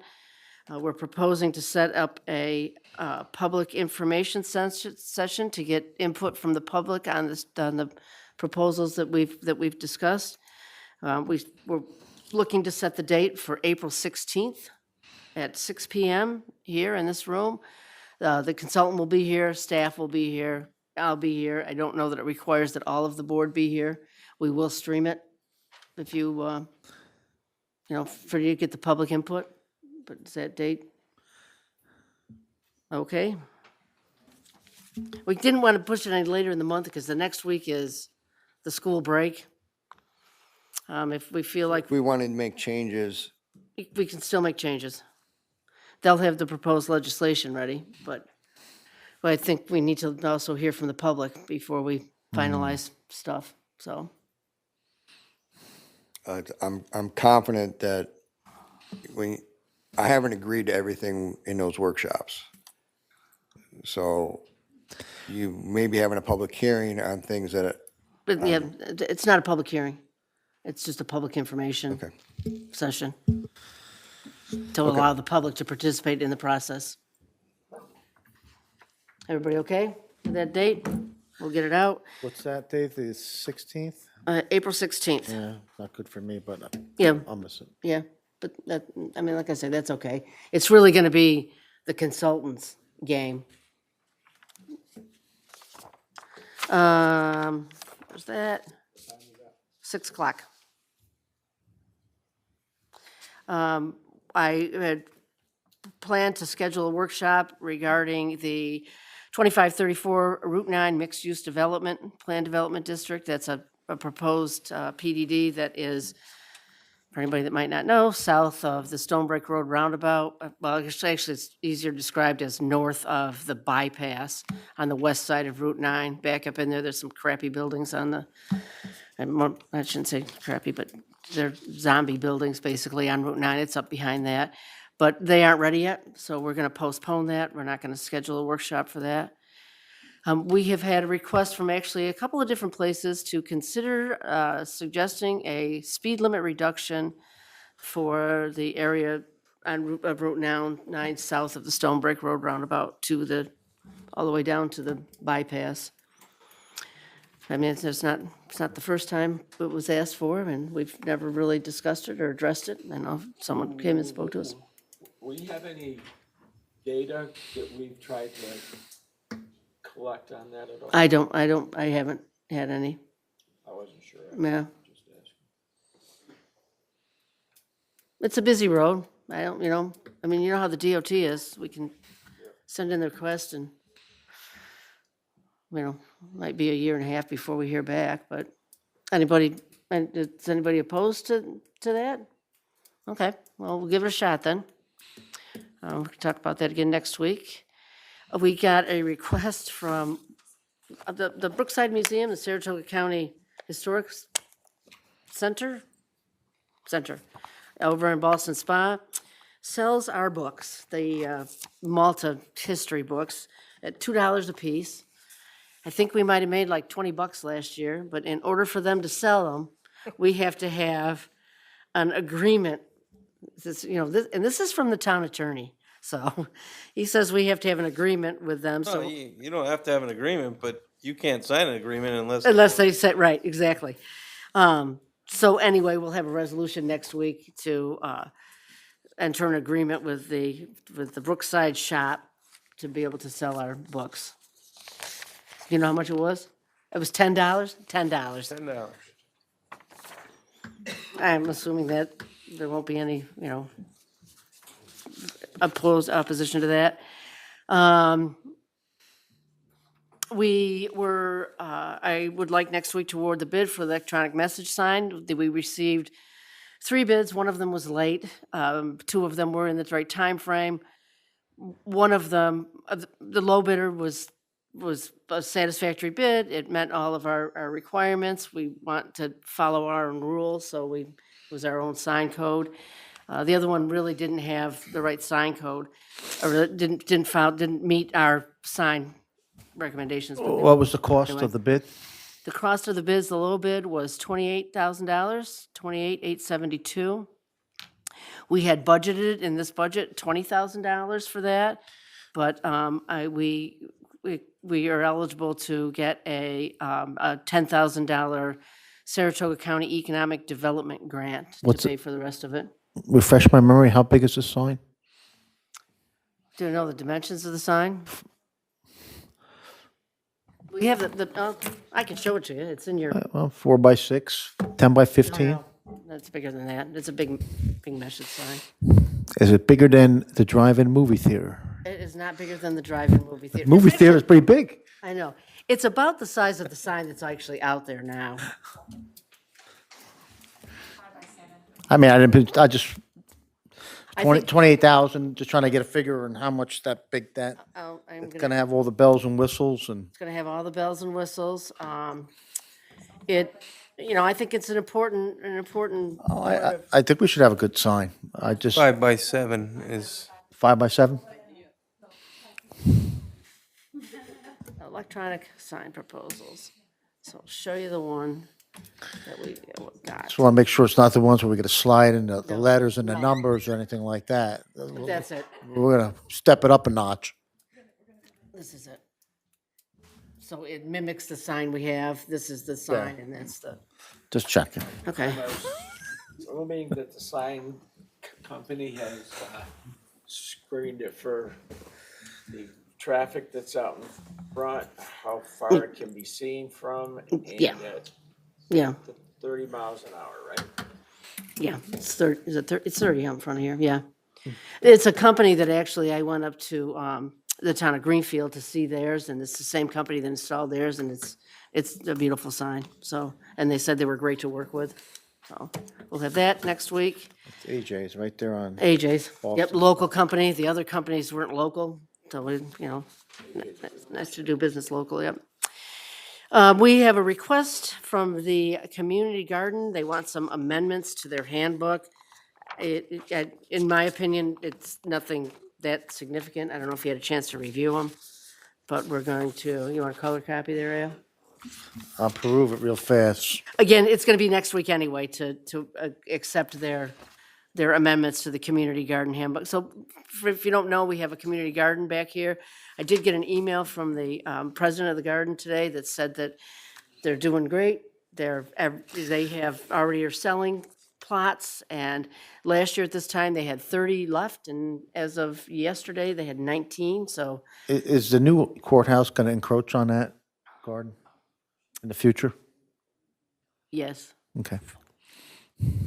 But we're working on a plan to make sure that we have a good community garden. So I'm working with our facilities manager. Don't about- worry, Woody, I'm gonna vote courthouse first instead of the corn. Yeah. Let's see. We don't apply for a lot of grants because we really don't have the personnel and we don't have the expertise in-house. So I am proposing that we establish a grants committee to investigate grants for us. Rick Handley has volunteered to chair that committee. He has some experience with grant writing and knowledge about it. Our town clerk, Jennifer Holmes, has volunteered to be on that committee. I think 1 or 2 more people for the committee would be great. So I'm putting that out there. If somebody else wants to volunteer to be a part of the Town of Malta Grants Committee, that'd be great. Basically, finding the grants for us and hopefully, doing some of the preparation work for the grants. We have several things that we'd like to have grants for. One of them is, of course, the court. Improvements to our waterfront park, I think, in the future we want to do that. There's a lot of money out there for improvements for waterfront. Our bathroom? Our bathroom? We can, maybe, part of it can be a bathroom, as long as it's ADA compliant, there's money, It has to be, yeah. yeah. Lights for a soccer field. Rick, you want a list? Yeah. We'll get you a list. So hopefully somebody else, Can somebody, we get that next week, please? hopefully somebody else will reach out to me and say, I really want to be on the grants committee with Rick. The next thing is, I don't know if you're familiar with Leadership Saratoga. It is a group that is basically, it's a training for people. It's a year-long class. It might not be a year-long. It's a half a day, once a month or once a week. And it is a 9-month program, up to 24 participants. It's a competitive application period. Melissa has asked if the town of Malta would sponsor her to go to this Leadership Saratoga. We have sent other people in the past, our assessor Raylan DeSalt, the planner Floria Heisinger, our receiver of taxes Candace Schmidt. And so it's a rigorous application that basically the application starts tomorrow. And so before she fills all of that out, she would like to see if the board will support her participation in Leadership Saratoga. I will support it. How much is it? It's $2,750 That's for the whole. for the whole thing, all inclusive. I know all of you have worked with Melissa, and she is a good asset to every department in this town, and I think it'd be nice for her. So I can tell her to apply. Okay. The next is seasonal practice rate. We had some requests. When we took over the rental of our Shenandoah Creek Park fields and our Malta Community Park fields, and a couple of different organizations have reached out about the price of renting. When they called to rent them, they were told $45 an hour, and to rent all day, that's a lot. So Kristen and I kind of tried to work up a possible proposal. One of them is a organization that was actually part of the MAA, but they kind of fell apart during the pandemic. It's a rugby club. It's basically, they provide a sport for kids that can't afford other sports, and they want to use the field at the Shenandoah Creek Park. The other is the cricket people. So what Kristen and I are recommending is a seasonal practice rate, which is kind of, in line with what the rugby was paying before the pandemic when they were, and we're recommending $250 per season. So it would be $250 for spring, $250 for summer, and $250 for fall. They would still be required to make the reservations of the fields with the community center, and and it would be practice only. They would have to, if they have games, they would have to pay the $45 an hour for games. So it'd be practice only, reserved, so that we know. For we're proposing a $225 per full day. That represents basically 5 hours at our regular rate. The the regular rate otherwise would be $320. I don't remember what it was. 8 times, however. So Is the old rugby field still established there? yes, the goalposts are still up. I'm a little confused. 250 for seasonal practice rate, is that what you said? Yes. And what does that get you? Or does that monopolize them for scheduling, or they're just gonna pay it because they're gonna pay it? The- use of just the practicing time, so they wouldn't use the whole field, they would be out there, maximum twice a week. They usually do it for like an hour and a half to have, it's mostly like little kids. So it's just scheduled and they're just gonna pay it all up front then? Yeah, basically. Okay. So a practice Yeah. rate, because they can't afford, that's what we're running into, is people can't afford these rates. And then apparently there was different prices being charged last year that I didn't know about, because I didn't run the fields last year, so. We're just looking to get them something so they can still use the field and it's affordable. Cynthia, I think maybe that gentleman wants to speak. Does anybody have any objection?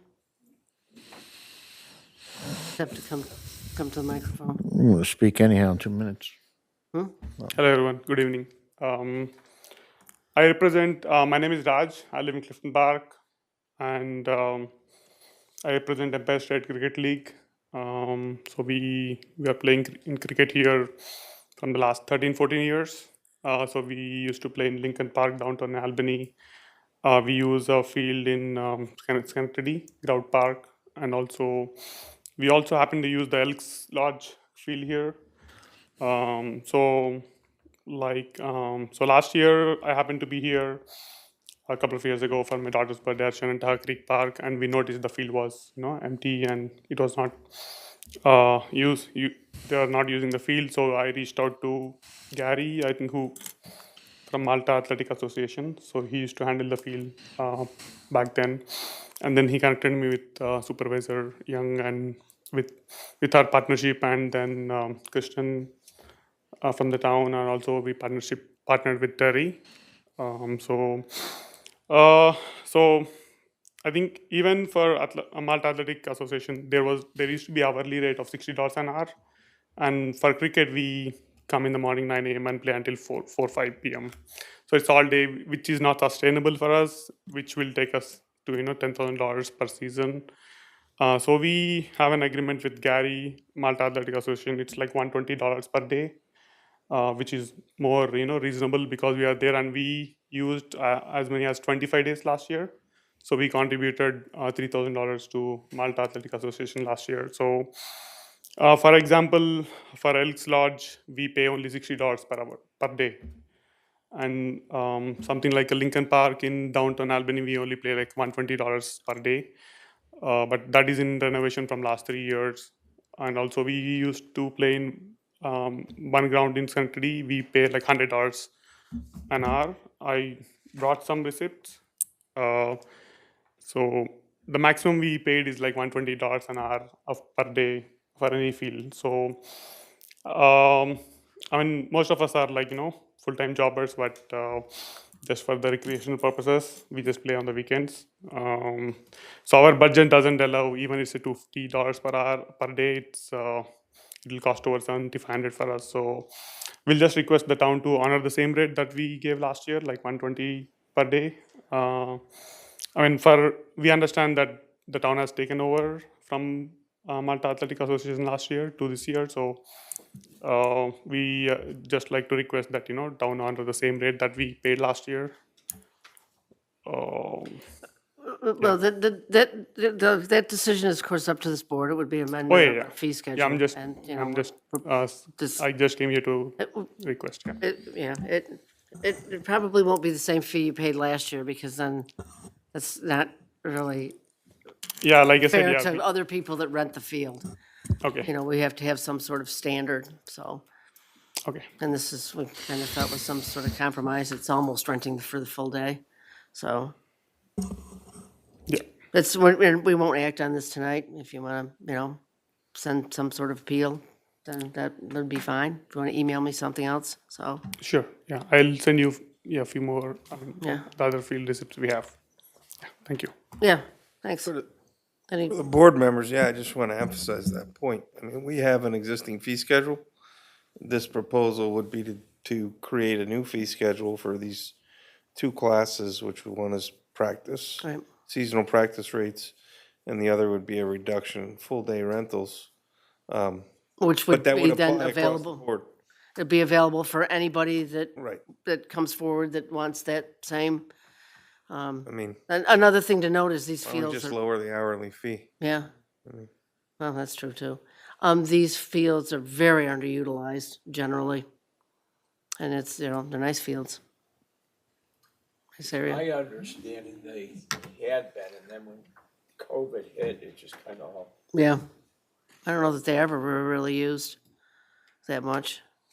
So contemplate that. We'll discuss it next year, or next week. We'll have it next week for a proposal and, give me, a call and we can talk it over, call Kristen, see what she says. Last on our agenda is the fire companies have asked that we revisit the 2009 Fire Protection Master Plan. In 2009, the town had a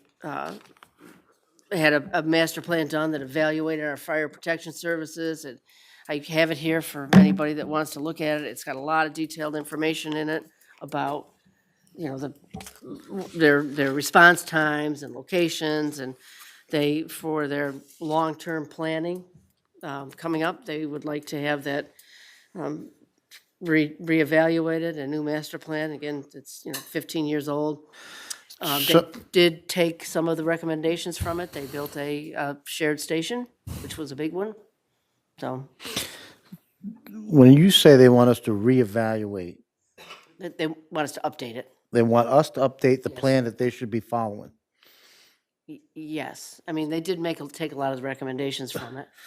Okay, I'm just, Time to- usually the subject matter experts, when it comes to fire, putting out, they would produce it, and then we would acknowledge it instead of us telling them how to do their business. Yeah. Well, they want us to pay for the study. Oh, okay, no wonder why then. Ready? Draft up a plan and then give it to us, and we'll tell you how much it costs. So should I then tell them that they can? Okay. Well, I believe we would have to go out for bid, wouldn't we? No? Yes? Okay. So what is it you want to action next week regarding the fire plan? To Not spend not money? necessarily, I'm discussing it to see if it's something that you'll even consider to update the Regional Fire Protection Master Plan and Cooperative Effort Feasibility Study that was done in 2009. So the bottom line is, do we spend money to hire someone to reevaluate the plan and Yes. update it? Yes. Got it. That's exactly it. To see where they are, what they've adopted, what they haven't adopted, what needs to be done, it takes into account what, additional anticipated growth in town would be. It evaluates what they might need for equipment. And that's the kind of information they want, is what they should plan for the future. How much did that last one cost? I don't know, Can we find out? probably. Julie can find out, I'm sure. What that's, how old now? 2009. I know lots changed since then, including lots changed with the fire companies. I'm having a hard time with this one, trying to come up with a standard operating procedure, for any kind of, I don't know, different kind of combustibles or something? Is that what we're looking at? Otherwise, a house and a tree, I don't No, know. it's not that. Like I say, it evaluates if their staffing levels are adequate, their response times to and from things, what other vital equipment they may need. You can look at it. I think you did look at it, didn't you? Oh, I've read that. Yeah. That thing is, I don't want to even get into it, what's in that thing, because I've read it, believe me, especially page 45.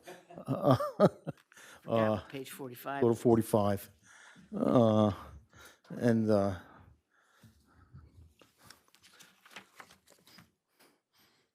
let me see it.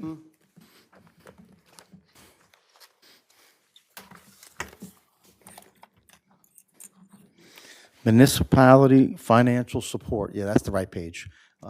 I can remember.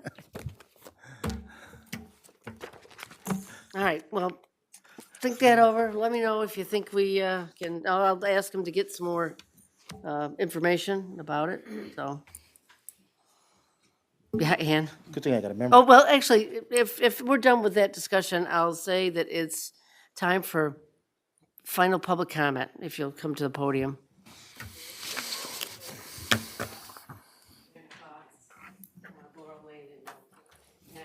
We're discussing the zoning committee, the zoning update, and April 16th is during the school vacation week, and I thought you were trying to avoid the school Oh, vacation week. I so thought it can was you the not next choose a week. different name? Depends what school you go to, because mine is the next week. Well, I've got Which is Easter. Boston Spa School Okay. District.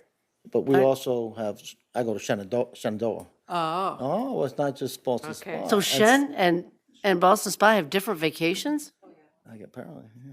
I don't know, but. We take ours Just during Okay. Easter You know week. that the 16th is during the Okay. Boston Spa School vacation. Okay, great. Thank you, Ann. You're welcome. But that's what we're trying to avoid. I had to scratch it with my nail because I just wanted to not lose the spot where I was. Number 3, you're changing the speed limit down here going this way, right? I'm not asking you to change the speed limit because I've asked before, right there at the corner of Route 9 and 9P going towards like exit 13. I'm not sure what road that is, right there where the mobile and all that is. You know, where Saratoga County, actually the city limits comes to that, the police Yeah, can't. well, it's a little right. bit farther north of that. The You're police talking usually about don't Old come Post Road? further than Yeah. that to stop the people. Yeah. Well, what I'm asking is not to do with that. It's to do with the jake breaking. I'm sure y'all know what that is worth or like, right? Jake breaking. Well, I have to sleep on that hill, and them jake for trucks to jake break uphill. Yeah, you know there's something wrong with that, right? I mean, you're not coming down the hill to use your brakes to jake brake. You're jake braking up the hill because you just saw the red light that's coming up, and you got a sign up there that says red light is coming up. Can I ask the town to please get me 2 signs? One at the very bottom of the side of the south side of the road, at the bottom at the ravine, and then one more up halfway, about 20 feet more, so they really can get a point and find them. Because you can actually find them up to so many $100 to keep jake breaking up a hill, especially uphill. I mean, it's uphill. And they're jake breaking because they're speeding down through your valley. Big trucks are speeding. They're semis.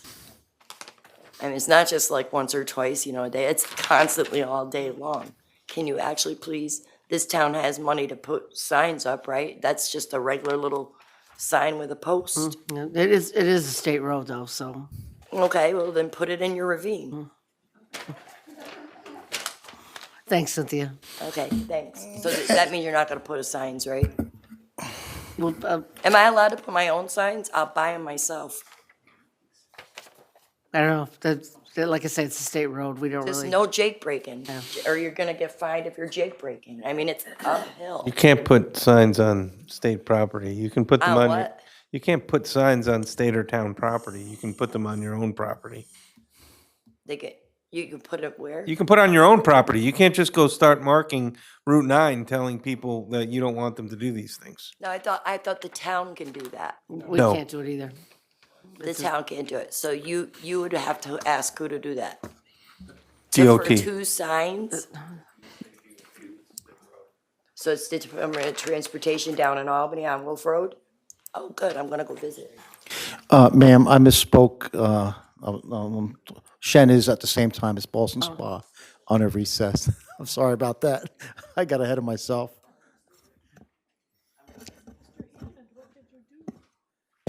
Table saw. Mark Hammond, Malta Ridge. First of all, huge loss for our community, Dave Wallingford. Was heartbroken when I heard that. Dave was quite the patriot. We all, those of us that know him, know that.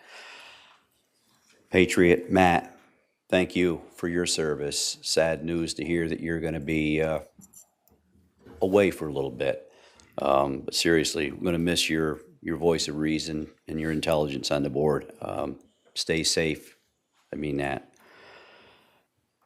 Was it Kratom? Cardam. That's awful. That's the first I've ever heard of that. Very thankful that that woman, my heart breaks for that family. But that's awful, no matter how you slice it. I would ask if there's anything, I'm sure that you will, anything that the board can do, even if it's just to keep it out of Malta.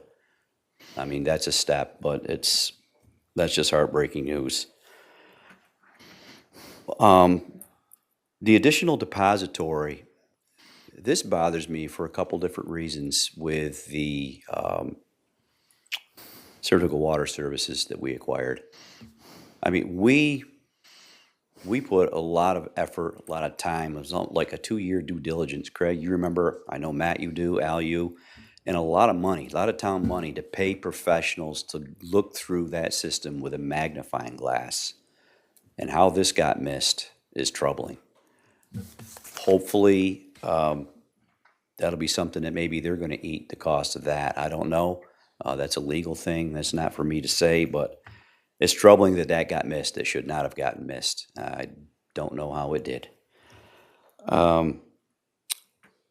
The Fire Protection Master Plan, I've read it a lot myself as well, and gone through it.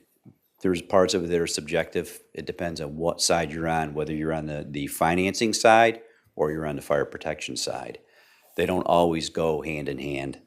I can certainly understand and see Councilman Ricky's reluctance to jump on that. I'll go one step further and add that I have advocated before for a committee made up of residents, maybe board members, people to look at what we have for our emergency services in this town and work in conjunction along with the fire companies to see what we do need, what we can get by with, and what that's gonna cost, and then look forward into what we can expect to put into it down the road, whether it's a partial paid service, fully paid, maybe way, way, way down the road, but nonetheless, this is certainly an area, in my opinion, that should be explored, whether it's through a study or a committee or what have you. So that's something that's well worth it. And that's all I got. No, Mark? I agree with the fire plan, because it's a little bit, it's somewhat antiquated, because it was built when it didn't have the two firehouses and stuff, but, you know, again, that might be something with Matt's board that you're working with on citizens preparedness and stuff is, you know, I'm sure these guys got a big play in how they're gonna respond in times, and so, I don't know, they should be part of that big planning. Anything else? Well, thank you, everybody, for coming out tonight. It's always nice to see a crowd out there. It means people are being involved, and I appreciate you being here. But at this point, I will entertain a motion to adjourn. All in favor? Aye. Any opposed?